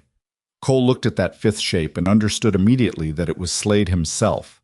The way he moved was different from the others, not more cautious, not less, but differently calibrated. The others were searching. Slade was reading. He walked to the center of the floor and stopped. He turned in a slow circle, not using his flashlight. "Bennett," Slade said. His voice carried well in the open space, even, professional, without particular heat. "I know you're in here. I know you're not running, so let's not perform for each other." Cole said nothing. He was watching the positions of the other 4 operators. "You've done good work tonight," Slade continued, still turning slowly, reading the space. "Better than I anticipated, which I'll admit. I've worked against SEAL operators before and I respect the skill set." He stopped turning. He was facing the south wall. "But the night is almost over. The window you were protecting closes in." A pause, likely checking his watch. 44 minutes. "Whether or not you delay me here, Crow's board meeting proceeds and the outcome is the same." Cole watched the 4 operators. They were moving slowly to positions that would cover the mezzanine stairways. Slade was talking to locate him by response, but also to coordinate his team through phrasing. Cole heard the positional cues embedded in the monologue. "You've done good work," covered the east wall. "Better than I anticipated" was the north bay. "The night is almost over" was the south stairway. He moved along the mezzanine to the center point, which gave him sightlines down both stairways simultaneously. "Here's what I'm offering," Slade said, and now there was something slightly different in his voice. Not persuasive exactly, but transactional. "You've made a significant mess of my operation. I respect that. I'm not going to pretend it didn't happen, but Crow pays on completion, and completion in this context means Langford doesn't appear at that board meeting, which she won't because your friend took her somewhere, and somewhere isn't the Langford Capitol building because I have a man in the lobby." Cole processed that. A man in the lobby was a problem. He needed to warn Miles. He pulled the maintenance phone extension from his jacket.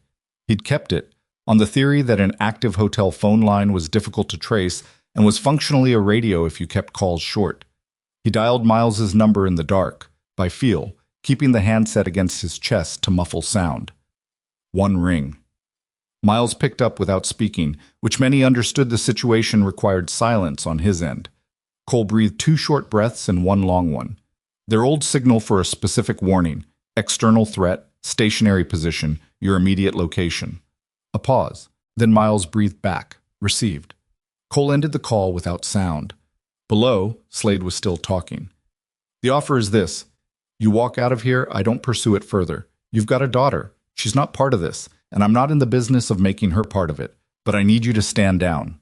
Cole looked at the 4 operators. South stairway had 1 man at the base, looking up. East stairway had 1 man at the base. 2 were still on the floor, covering the open ground. He looked at the mezzanine lighting circuit breaker box, which was 12 feet to his left. He'd noted it during the walkthrough. He moved to it and tripped the circuit. The mezzanine went fully dark.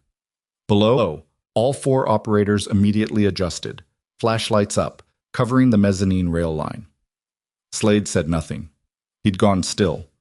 Cole went down the south stairway in total darkness, moving against the wall, placing each step on the outer edge of each stair to minimize creak. The operator at the base of the stairway had his flashlight pointed up toward where Cole had been. He was watching the wrong angle. Cole reached the base of the stairs and put the operator on the ground in 4 seconds. Not violently. The specific controlled technique of someone who knows where to apply pressure and how much, leaving the man disoriented and temporarily unable to call out, zip-tied at the wrists with a cable tie from Cole's jacket pocket that he'd taken from the maintenance cabinet earlier in the evening, because old habits of preparation died even harder than the instincts that drove them. He pulled the operator's radio and earpiece. Through the earpiece, the second-floor operator calling a position check. Static response from someone outside. Slade's voice, very quiet. He's on the floor. Converge south. Cole moved north along the south wall, away from the convergence. He went wide around the equipment housings, using them as cover, navigating the emergency red lighting with the floor map he'd built in his head. He found the second-floor operator on the east side. The man had moved from his wall position toward the center as ordered, which took him away from his cover and into open ground. Cole came up behind him from the equipment housing shadow and repeated the process, faster this time. The radio traffic in the earpiece went briefly active as the man's position signal dropped off Slade's coordination pattern. 2 down, 2 on the floor plus Slade. Slade said one word into his radio, north. The 2 remaining operators moved north immediately, which was exactly wrong. Cole wasn't north, he was south center, behind the largest equipment housing, watching Slade through a gap in the concrete. Slade had stopped performing. He was standing still in the middle of the floor, not using his flashlight, letting his eyes work the darkness. Cole watched him and understood something. Slade knew the monologue hadn't worked, knew the coordination plays hadn't landed, and was now doing exactly what Cole had done in the first minutes. Reading the space, trusting his training, waiting for the information the environment would eventually provide. He was very good. Cole moved toward him directly, not from behind. From the side, from 12 feet out, at a walking pace, not rushing, not hiding his approach. He came out of the shadow of the equipment housing and walked toward Slade and let his footsteps be audible in the last 4 feet, because at this distance, the element of surprise mattered less than the element of control. Slade turned. He had a sidearm. Cole saw him assess the distance and make the decision that the distance was too close for the draw to be useful against someone already in motion, and not draw. That decision told Cole a great deal about what kind of professional Victor Slade actually was. What followed was not cinematic. It was brief and functional, and left both men breathing, which was the outcome Cole had intended.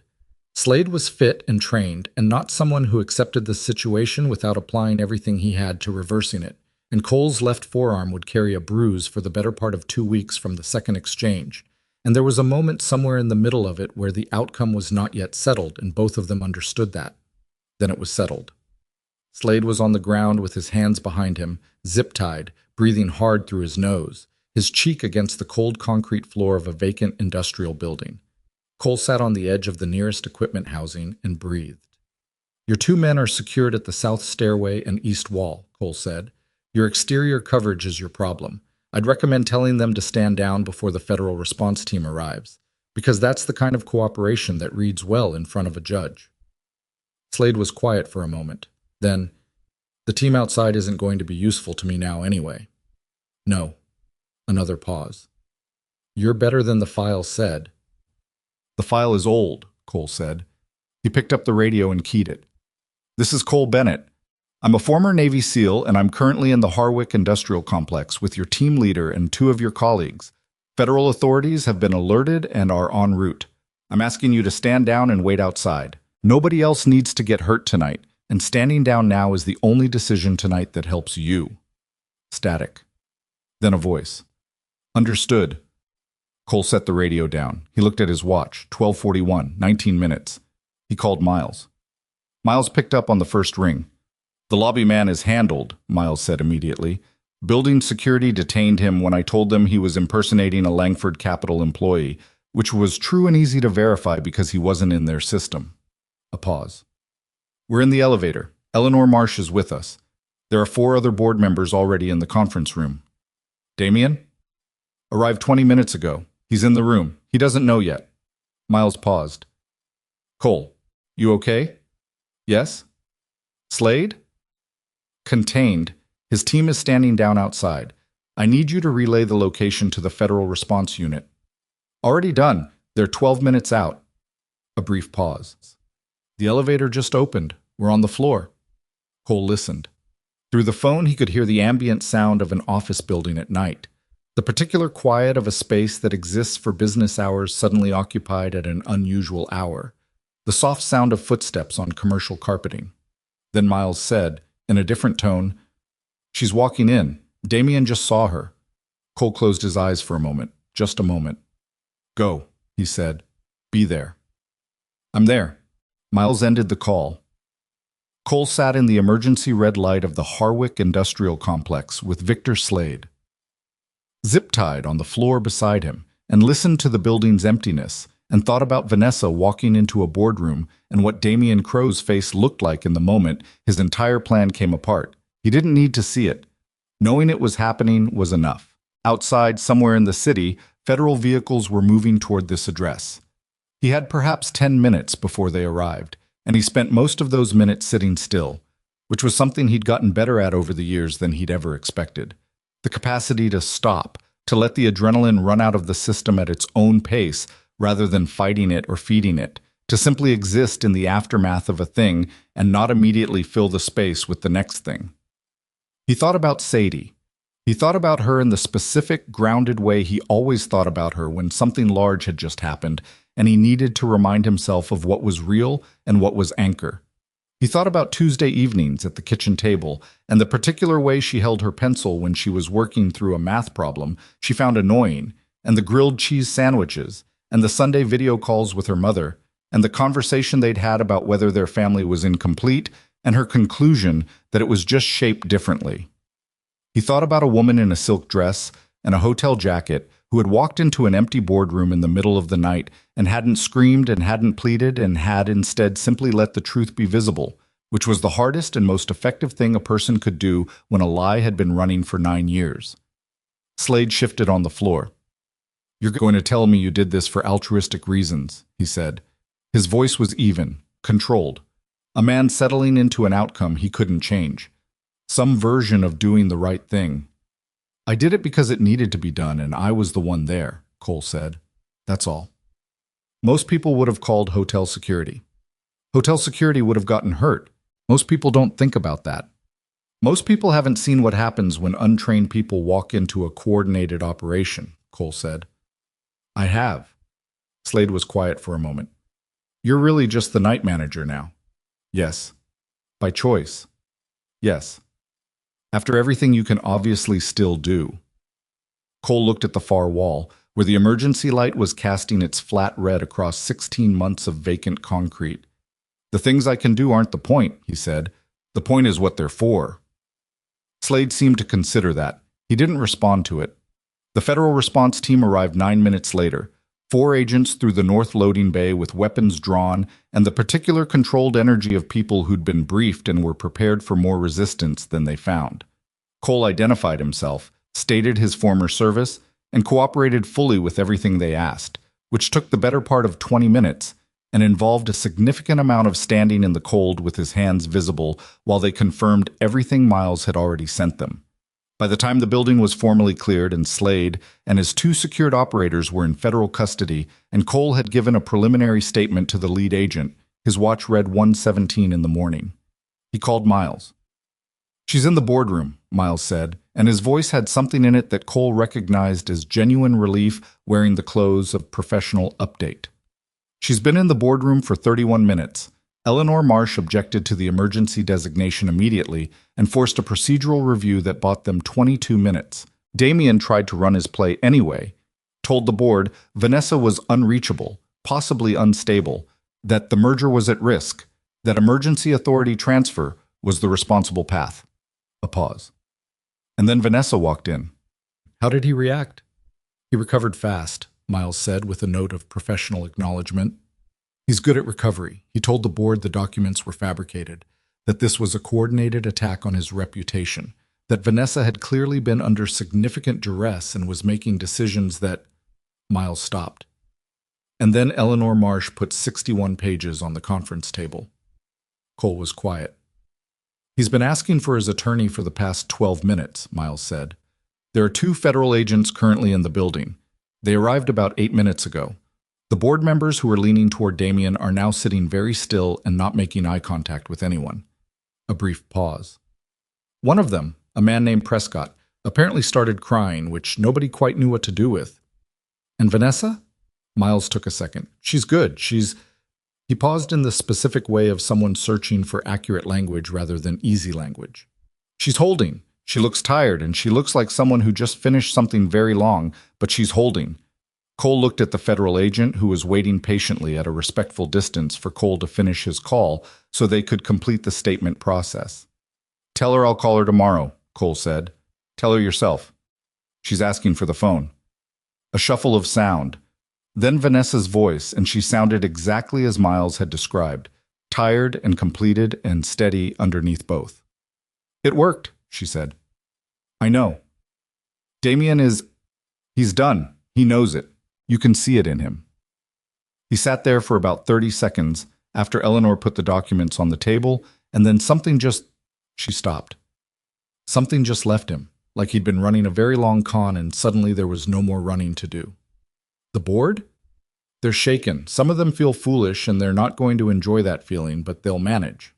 A pause. The merger vote is being rescheduled for 72 hours from now. The board voted unanimously to maintain my authority pending the rescheduling. Eleanor moved it. It passed in 4 minutes. Good.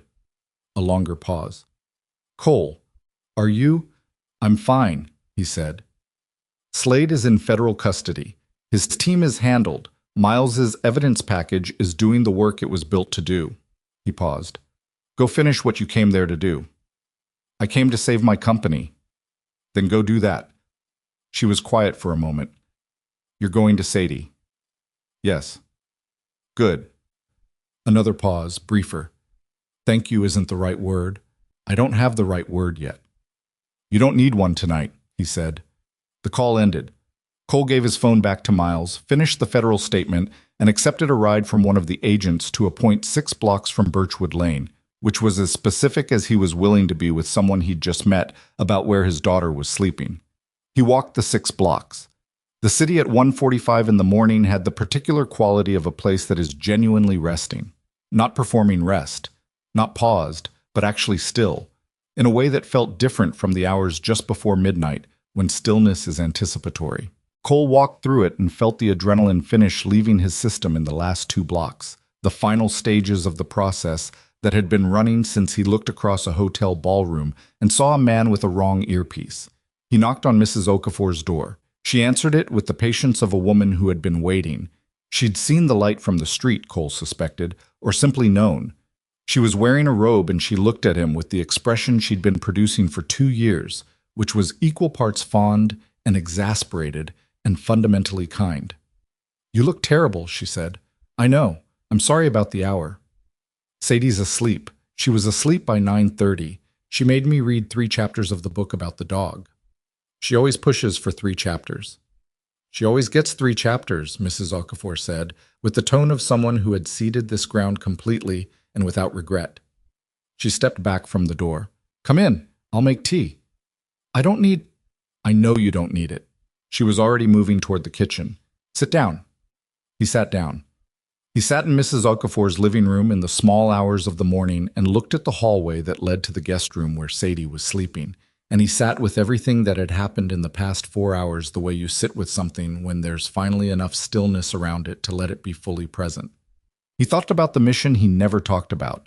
He thought about the 3 men he'd lost and the decisions that had preceded it, and the way the weight of those decisions had shaped the years that followed, not entirely, not in a way that left no room for anything else, but in a way that was always there, always a kind of background gravity. I thought about whether tonight was a beginning or an ending or just a particular night in an ordinary life that had turned out to be less ordinary than he'd intended. He thought it was probably all 3, and that was something he'd work out slowly, over time, in the way that things that actually matter get worked out. Mrs. Okafor brought tea. They sat together for a while without saying much, which was something else he'd come to value about her. Her comfort with silence was genuine and rare. Eventually she went back to bed, and Cole sat alone until the tea was gone, and then walked quietly down the hallway to the guest room door and opened it. Sadie was asleep the way 8-year-olds sleep, completely, with the full commitment of someone for whom unconsciousness is not complicated. She was on her side with the blanket pulled up and her dark hair fanned out against the pillow, and her breathing the slow, even rhythm that Cole had stood in doorways, listening to more times than he'd ever counted. He stood there for a while. Not long. Long enough. Then he pulled the guest room door softly closed and went back to the living room and sat down to wait for morning. Morning came the way it always does after a night that has taken something out of you. Not gently, not with any particular awareness of what the previous hours contained, just light through curtains and the smell of Mrs. Okafor's coffee and the sound of Sadie's feet on the hallway floor at 7:14, which was 12 minutes later than her usual time and which meant she'd slept well. She appeared in the living room doorway and found her father on the couch, still in his work clothes, and looked at him with the expression she'd been producing since she was approximately 5 years old and had developed the ability to assess situations. Not alarmed, not confused, just taking inventory. "You stayed here," she said. "I stayed here. Did something happen at the hotel?" "A complicated night," he said. "Nothing you need to worry about." She looked at him for another moment, doing the particular calculation that children do when they're deciding whether an adult's version of things is complete or partial. Then she apparently decided that the couch and the work clothes and the tired face added up to something that didn't require immediate interrogation, and she came and sat beside him and leaned against his arm the way she'd been doing since she was small enough to fit entirely under that arm. They sat like that for a while. Mrs. Okafor appeared with coffee and the kind of tactful invisibility that Cole had come to understand was one of her most valuable qualities, and she went back to her kitchen and left them to it. "Dad," Sadie said. "Yeah." "You smell like a building." "I was in a building." "A bad building?" He thought about the Harwick Industrial Complex and the emergency red lighting and Victor Slade's cheek against the concrete floor. "A complicated building," he said. She accepted that. "Okay." He drove her to school at 8:15, still in his work clothes, which she pointed out was unusual, and which he acknowledged was unusual, and about which he promised to do better. A promise she received with the kind of patient skepticism that suggested she'd heard variations of it before. He watched her walk through the school entrance and stay until the door closed behind her, and then he sat in Ramon's Honda for 2 minutes in the school parking lot. He still needed to return that car, a task he'd been mentally adding to the list since 4 in the morning, and he let himself be completely still for those 2 minutes, which was a thing he'd learned to do in the years since leaving the teams, when the adrenaline was gone and the body needed time to understand that the situation had actually resolved. Then he drove home, showered, changed, returned the Honda to the Ashford Grand staff lot with a note under the wiper that said simply, "Thank you, Cole, night manager," and walked into the hotel through the staff entrance at 10:20 in the morning to begin the process of explaining to his general manager, a careful and generally unflappable woman named Patricia Hughes, why the south loading dock door had been accessed without authorization at midnight, and why several sections of the building's electrical grid had been manually interrupted, and why there were federal agents who needed to speak with hotel management about events connected to the previous evening's gala. That conversation took 2 hours and was, in its own way, more exhausting than the warehouse.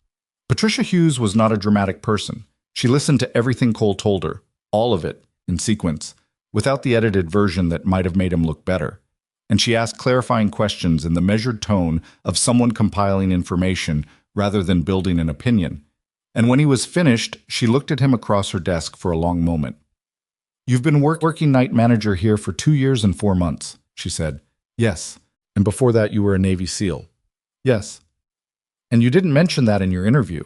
It didn't seem relevant to the position." She looked at him. "It was relevant last night. Last night was an exception. The federal agents seem to think you may have prevented what they're describing as a significant corporate crime," she said carefully. "They used the word significant 3 times in our conversation, which I believe is intentional. Miles, my former colleague, built the evidence. I just kept things from moving in the wrong direction until the evidence could do its work." Patricia looked at him for another long moment. Then she said, The south dock door. I'll pay for any repairs. It doesn't need repairs, it needs to be logged. She picked up her pen. I'm logging it as an authorized security action taken by hotel management personnel in response to a guest safety situation, which is, as far as I can determine, an accurate description. Cole looked at her. You should go home and sleep, she said. You're off for the next 3 days. When you come back, we're going to have a longer conversation about the hotel's security protocols, because apparently our night manager has a significantly more relevant background than our current procedures account for. She paused. That's not a complaint, that's a planning observation. He went home and slept for 6 hours, which was not enough but was what was available before he needed to pick up Sadie from school. The federal case against Damian Crowe moved with the kind of speed that cases move when the documentation is comprehensive and the investigators are motivated. The evidence Miles had assembled, the 61-page package that had crossed a fax machine in a retired judge's home at 11:17 on a Wednesday night, turned out to be not just sufficient, but exceptional. Wire fraud, securities fraud, conspiracy to commit kidnapping, and a fourth charge related to the deliberate falsification of corporate documents in connection with a regulated financial transaction. Damian's attorney, who was very good and very expensive, spent 3 weeks attempting to find angles of attack in the documentation and found none that held. The wire transfer chain was unbroken. The metadata on the altered merger documents was unambiguous. The shell company structure was explicit once you knew where to look, and Miles had mapped it in detail that left no room for alternative interpretation. Damian entered a plea 11 weeks after the night of the gala. Victor Slade was separately prosecuted on federal charges related to the conspiracy and on state charges related to the building entry and the assault on Vanessa. His attorney made significantly less noise about the evidence than Damian's did, which suggested Slade was a professional in the specific sense of understanding when a position was untenable. He was convicted on 4 counts. The 2 operators Cole had secured in the warehouse cooperated with federal authorities in exchange for reduced charges. The exterior team members who had stood down at Cole's radio request were each charged separately. Vanessa's name appeared in the press coverage extensively, and Cole's name appeared in it briefly.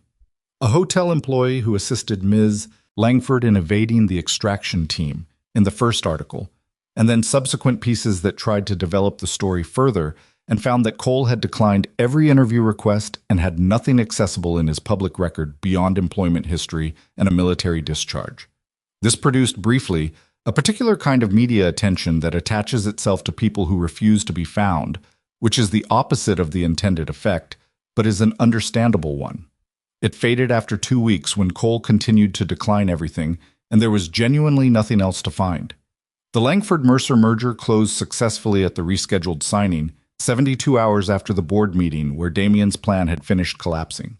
Vanessa signed the documents in a conference room with Eleanor Marsh seated to her left, and 3 other board members present, and a legal team that had spent 72 hours reviewing every document in the package with the specific energy of people who understood that the previous version of this process had been compromised and who were not going to allow a second such failure on their watch. The signing was not the ballroom ceremony that the gala had been designed to precede. It was functional and thorough and quiet, and Vanessa preferred it.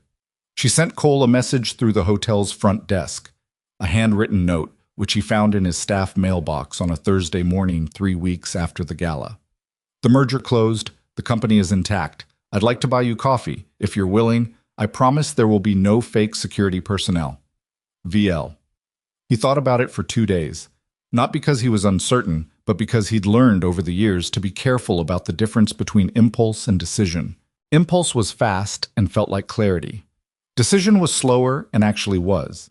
He called the number on the note and they met at Patrice's, which he'd chosen deliberately because it was a place he knew and felt comfortable in, and because meeting someone for the first time in a context you control, even minimally, even in the way that a familiar diner is a form of control, was a habit so deeply embedded he didn't notice he was doing it until he was already sitting in the booth when she walked in.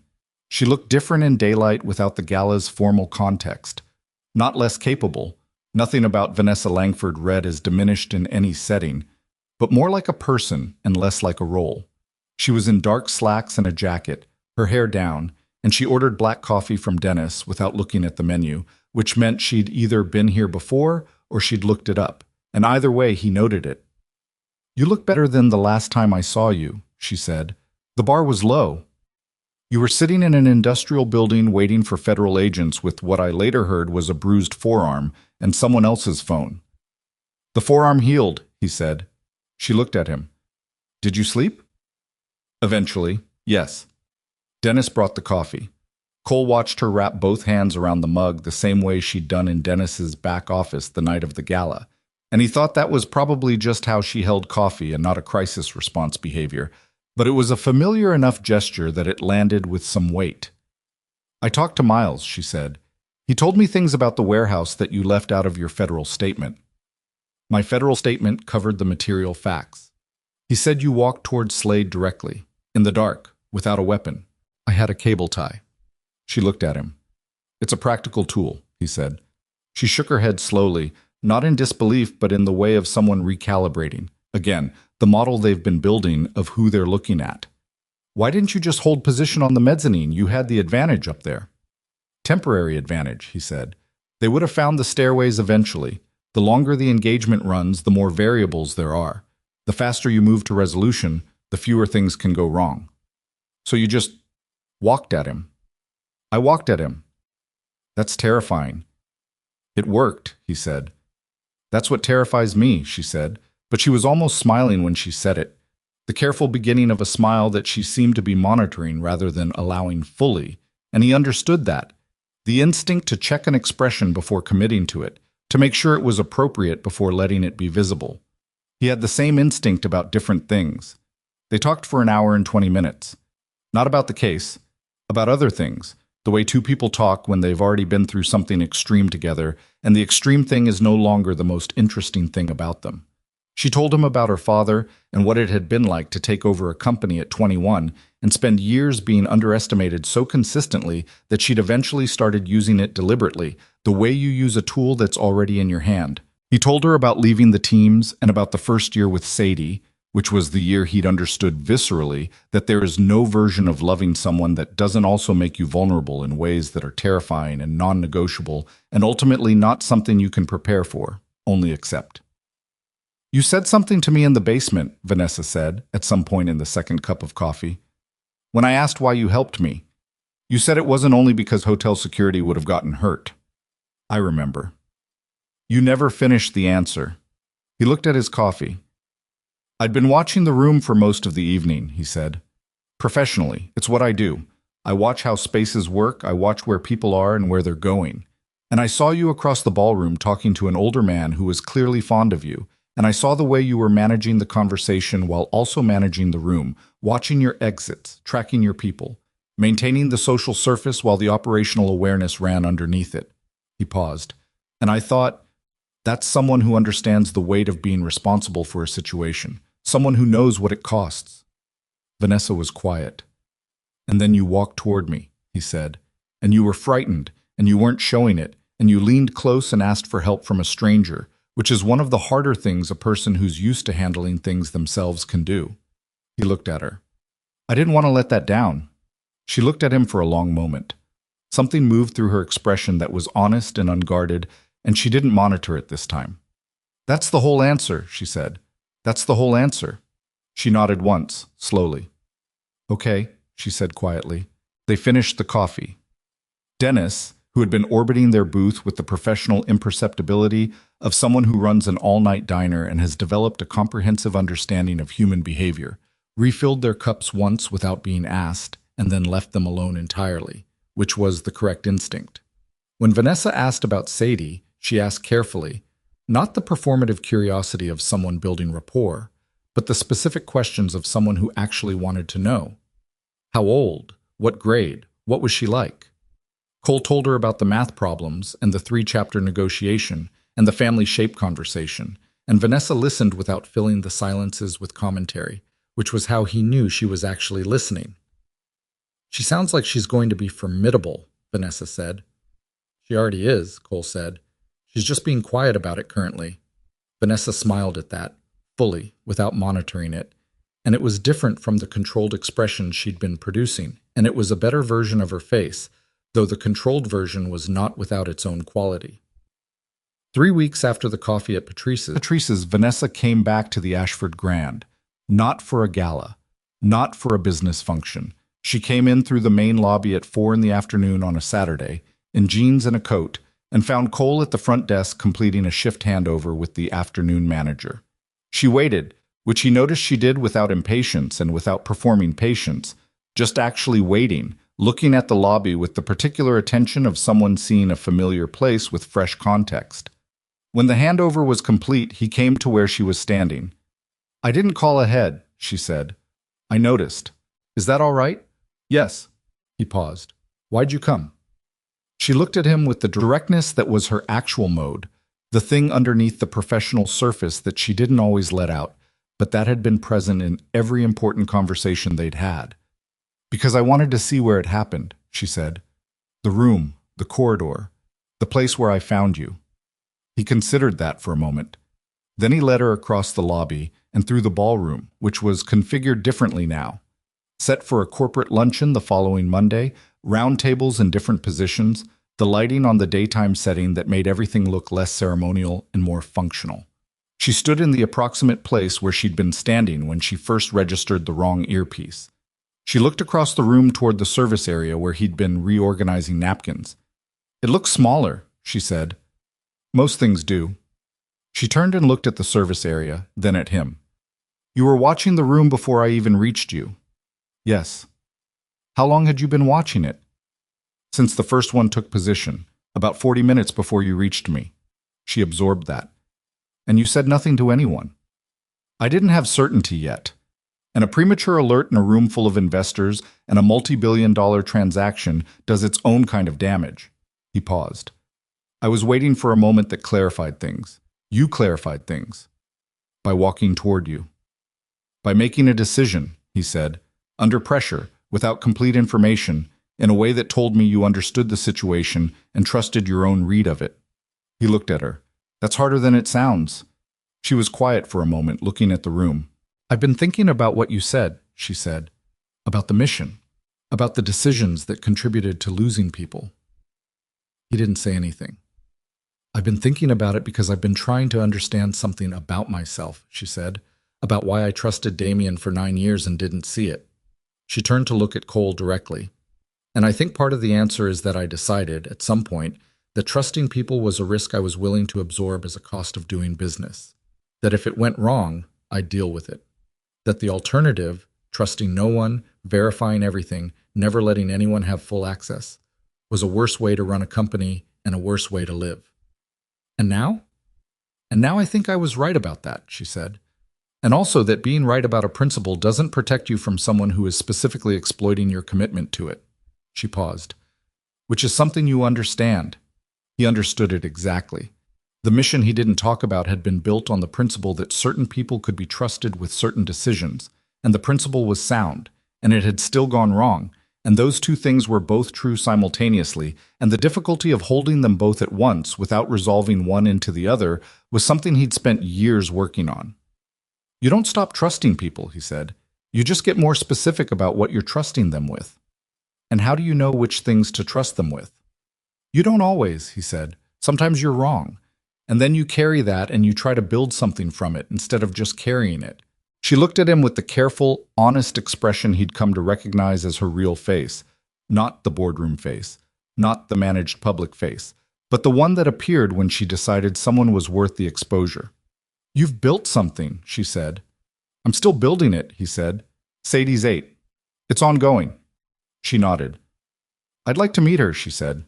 Not casually, not as a social pleasantry, with the specific directness of someone making a real statement and expecting a real response. He thought about that for a moment. "She's going to ask you 11 questions in the first 5 minutes," he said. "About your job, about your car, about your apartment, and about whether you think math is actually useful or whether that's just something adults say." "What's the right answer to that last one?" "There isn't one. She just wants to see how you handle the question." Vanessa considered that. "She's testing adults. She's been doing it since she was 6. She's very good at it." "And what happens if I fail the test?" "She'll be polite," Cole said.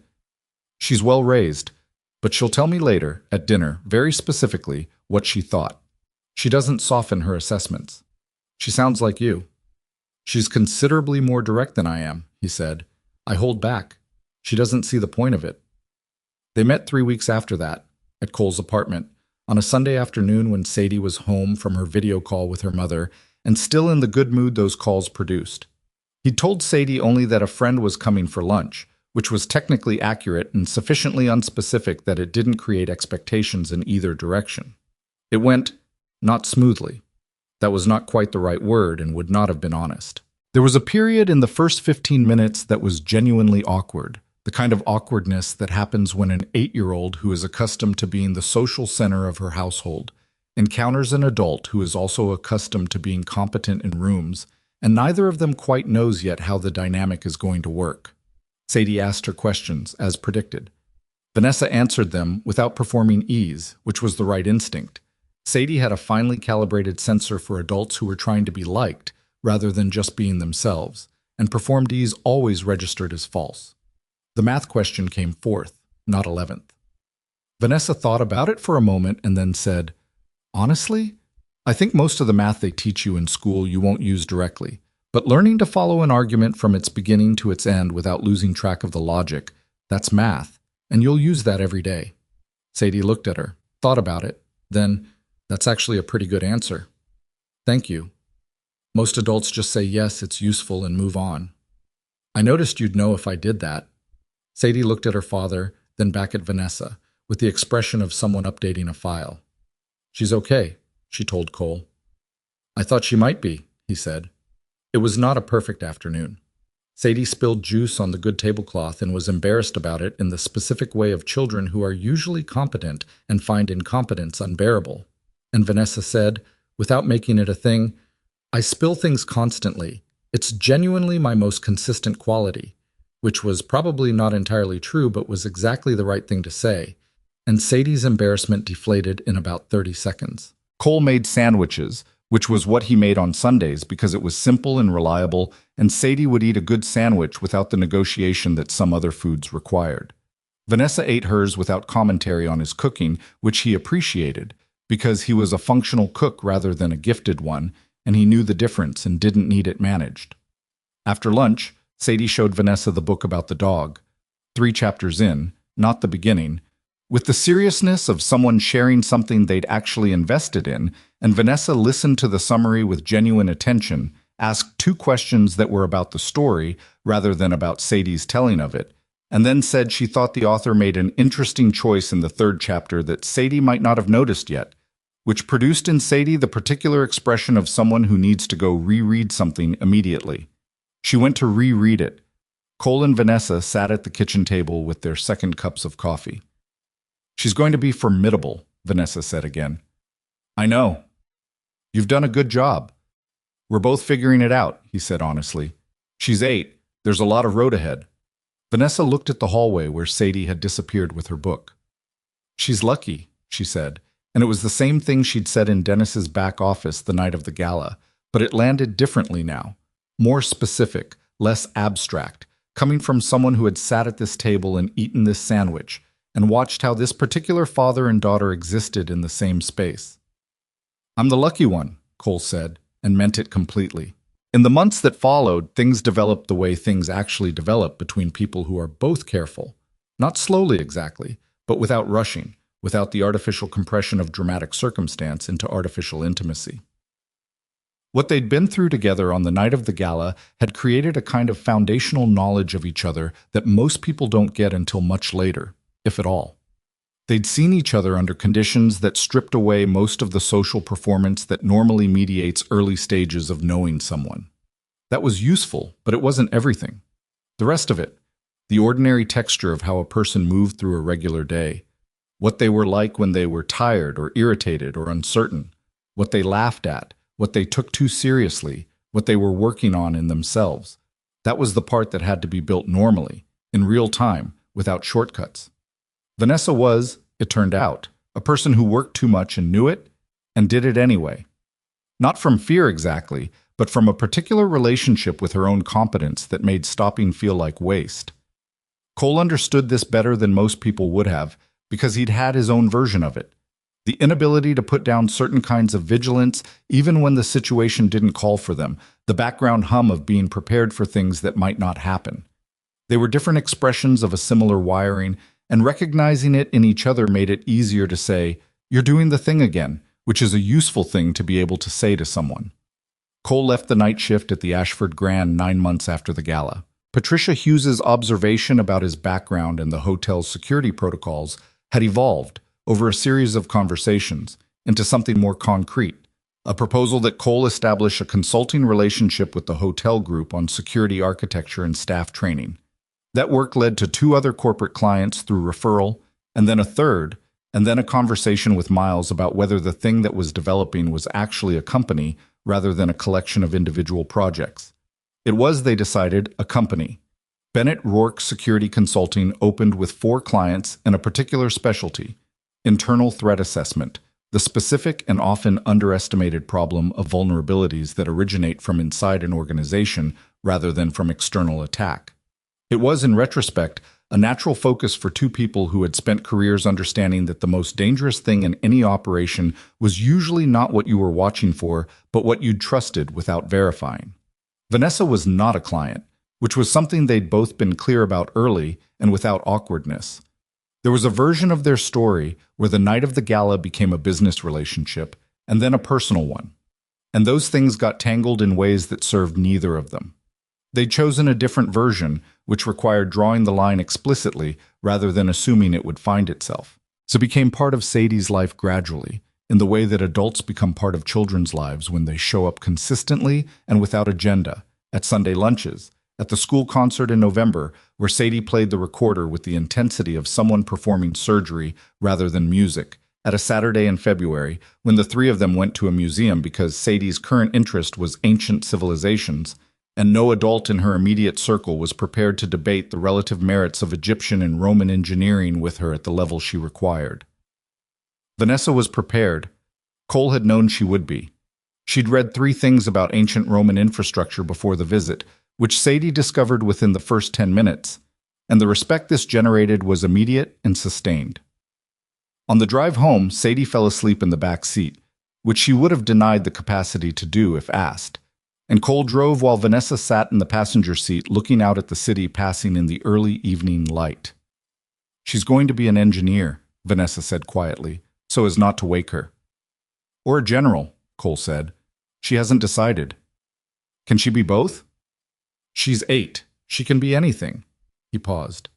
"She's going to be whatever she decides to be. My job is just to not be in the way of that." Vanessa looked at him. "That's not a small job." "No," he said. "It's the biggest one I've ever had." There was a particular evening about 14 months after the gala that Cole thought about later with the specific quality he associated with moments that turned out to be more significant than they felt at the time. It was a weeknight. Sadie was doing homework at the kitchen table with the focused irritation she brought to any assignment involving fractions, and Vanessa had come by after a board meeting and was sitting across from Sadie reading something on her phone and occasionally, without looking up, answering Sadie's questions about why fractions existed and whether the people who invented them had been punished for it. Cole stood in the kitchen doorway and looked at the 2 of them at the table in the ordinary evening light. He thought about a ballroom and a wrong earpiece and a terrified CEO who asked a stranger for help.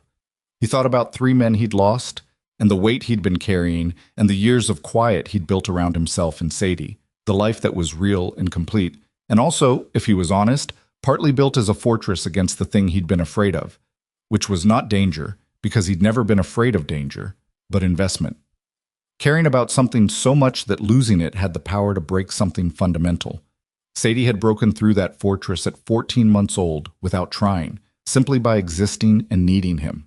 He'd spent the years since then simultaneously grateful for that and quietly terrified by it, the way you're terrified by the things that matter most because mattering is the thing that makes loss possible. And somewhere along the way, Vanessa had done something similar. Not in the same way. Sadie was Sadie, irreplaceable and foundational in a way no one else could be, but in her own way, which was the way of someone who had showed him, over 14 months of ordinary Sundays and difficult conversations, and the small specific moments that accumulate into something real, that he was not actually as finished with being known as he'd thought. That was the thing he'd carried without understanding it for most of the years since leaving the teams. Not the guilt about the mission, though that was there, Not the loss, though that was also there, but the conviction, assembled slowly from those losses, that full investment was the kind of risk that a person who'd already lost people couldn't afford again. That the right approach was to love the things you had with a specific proportion of yourself, holding some part back as insurance against the damage loss could do. Sadie had made that impossible from day one. And now Vanessa was making it impossible in a different register, and Cole was finding, to his surprise, that impossible wasn't the same as bad. He went back to the kitchen and started making dinner. "Fractions are useful," he said, passing the table. Sadie looked up. "Are they actually, or are you just saying that?" "Recipes," he said. "Every time I make anything that requires 2.5 cups of something, fractions." She considered this with the genuine evaluation she gave most arguments. "That's a narrow use case," she said. "It's a daily use case," he said. That's different from narrow." She looked at Vanessa. "He always does this. He finds one example and calls it a pattern." "That is a concerning analytical habit," Vanessa agreed without looking up from her phone. "I'm being undermined in my own kitchen," Cole said. "Yes," Sadie said, and went back to her fractions, apparently satisfied. The merger anniversary was 14 months after the gala signing, and Vanessa's board held a private dinner to mark the completion of the first full fiscal year under the merged structure. It was not a gala, nothing like the Ashford Grand event, no ballroom, no orchestra, no 800 guests. A private room at a restaurant, 20 people, the board members and senior leadership, and a few key advisors who'd been part of the transaction. Cole went because Vanessa asked him, and because he'd decided, somewhere in the months preceding, to stop treating the social dimensions of their relationship as a domain requiring special management. He went in a suit that fit and sat next to Miles, who had also been invited and who spent most of the dinner in the particular state of alert contentment that was Miles's version of being at ease, which involved watching every person in the room with the professional attention he'd never been able to turn off and also eating everything on his plate and genuinely enjoying both activities simultaneously. Eleanor Marsh was there. She was exactly as Cole had imagined from the phone call that had lasted 4 minutes and changed the evening's outcome. Precise, direct, with the specific quality of someone who had spent a career in judgment and had not lost the habit of it, but had, somewhere along the way, also learned to enjoy a meal without rendering a verdict on it. She found Cole before the dinner started. "You're the one who was in the warehouse," she said. Not a question. "Yes." The federal statement attributed a significant portion of the evidence preservation to you and to a Mr. Rourke. She glanced toward Miles. "I've read it 3 times. "The evidence was Miles's work," Cole said. "I just kept things from going sideways while he did it." "That's a very specific kind of modesty," she said, from someone who walked toward a professional contractor in the dark with a zip tie. "You read the full statement." "I read everything," she said. "It's a habit." She looked at him steadily. "You kept her safe. She matters to a lot of people, including me." She paused. "Thank you." It was not the kind of statement that required a response, and he didn't offer one, just a nod, and she nodded back and went to find her seat, and that was that.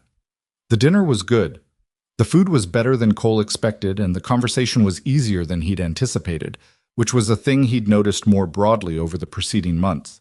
That the world outside the quiet life he'd built was not, in fact, as incompatible with that life as he'd implicitly believed. He'd been treating the two things as mutually exclusive, the person he'd been and the person he'd become, when they were actually just different rooms in the same house, and both rooms were livable. Afterward, walking with Vanessa to the car in the cool autumn air, he said, "Eleanor Marsh is formidable." "She's the most formidable person I know," Vanessa said. "She was a federal judge for 19 years, and she's never once been charmed into a position she didn't already hold." She paused. "She told me, after the board meeting, that she'd known something was wrong with Damien for about 2 years, that she'd had a feeling she couldn't substantiate." "Why didn't she act on it?" "She said you can't act on a feeling without evidence. You document, you watch, you wait for the thing that confirms or denies." Vanessa glanced at him. She said she wished she'd pushed harder for the documentation earlier. "So did I, with things I should have seen," Cole said. "That's the cost of operating with incomplete information. You make the best call you can, and sometimes it's not fast enough, and sometimes it is." Vanessa was quiet for a moment. "You've forgiven yourself more than you used to have," she said, "for the mission." I can hear it. He thought about that. Not forgiven, he said. Understood differently, maybe. I used to think the weight was the appropriate punishment for the decision, that carrying it was something I owed the people I lost. He paused. And then I realized that the men I lost were not people who wanted me to spend 20 years under a weight. They were people who would have told me to build something and live in it. She didn't say anything. She put her hand in his arm as they walked, which was a simple gesture and not a dramatic one, and he let it stay there. Sadie told me something last week, she said. What? She told me that she'd decided our family was shaped differently from some others, but that was fine because all shapes were valid. She paused. She said she'd worked that out herself a few years ago, and she just wanted me to know so I didn't worry about it. Cole looked straight ahead. She told you that. Very seriously, like she was filing a report. He was quiet for a moment. She's something, he said. She really is, Vanessa said. They reached the car and stood beside it for a moment in the way you stand at the end of an evening that has been good. Not wanting to formally conclude it, not needing to extend it either, just acknowledging briefly that it existed and was worth acknowledging. Cole thought about a night in a hotel ballroom 14 months ago and a woman in a silk dress who walked toward a stranger and said 2 words. He thought about everything that had followed from those 2 words. The corridors and the basement and the warehouse and the 61 pages and the boardroom doors opening and Damien Crow's confidence finally leaving him. He thought about Sadie asleep in Mrs. Okafor's guest room and the 6 blocks he'd walked in the cold at 1:45 in the morning, counting his way back to what was real. He thought about the version of himself that had walked into that ballroom believing the quiet life was the whole answer, that the earlier version of him had been fully retired, and the new version was complete and self-contained. He understood now that he'd been right about the quiet life being real and wrong about it being sufficient by itself. The things he'd tried to leave behind weren't liabilities. They were part of what he was. The skill, the vigilance, the instinct to move toward the problem instead of away from it. Those things had spent years looking for somewhere useful to go, and they'd found it, and what they'd found had led him here. There was no clean lesson in that. Life rarely packaged its actual lessons into clean form, and the ones that seemed clean on the surface were usually just the simplified version that people told themselves to make the memory portable. The real version was messier and more specific, a man who had been broken by loss building a life around his daughter, and then finding that the life was bigger than he'd allowed himself to believe, that the walls he'd built were also partly cage, and that the woman who'd leaned close in a ballroom and whispered for help had somehow, over the course of 14 months of Sundays and sandwiches and a child asking 11 questions, helped him walk out of it. He hadn't been saving her. They'd been, in their different ways, doing the same thing for each other. And that was enough. More than enough. It was the thing that, when Sadie was grown and gone and living her formidable life in whatever shape she chose, Cole Bennett would look back on and know was the truest version of the years between then and now. Not the warehouse, not the wrong earpiece, not the cable tie, or the fax machine, or the 61 pages, or the moment the boardroom doors opened. Just this, the ordinary weight of a hand on his arm, the city at night, the sound of his daughter somewhere behind them deciding that all shapes were valid, and a future that was no longer something he was standing outside of, keeping watch. He was inside it now, and he was done running from anything at all.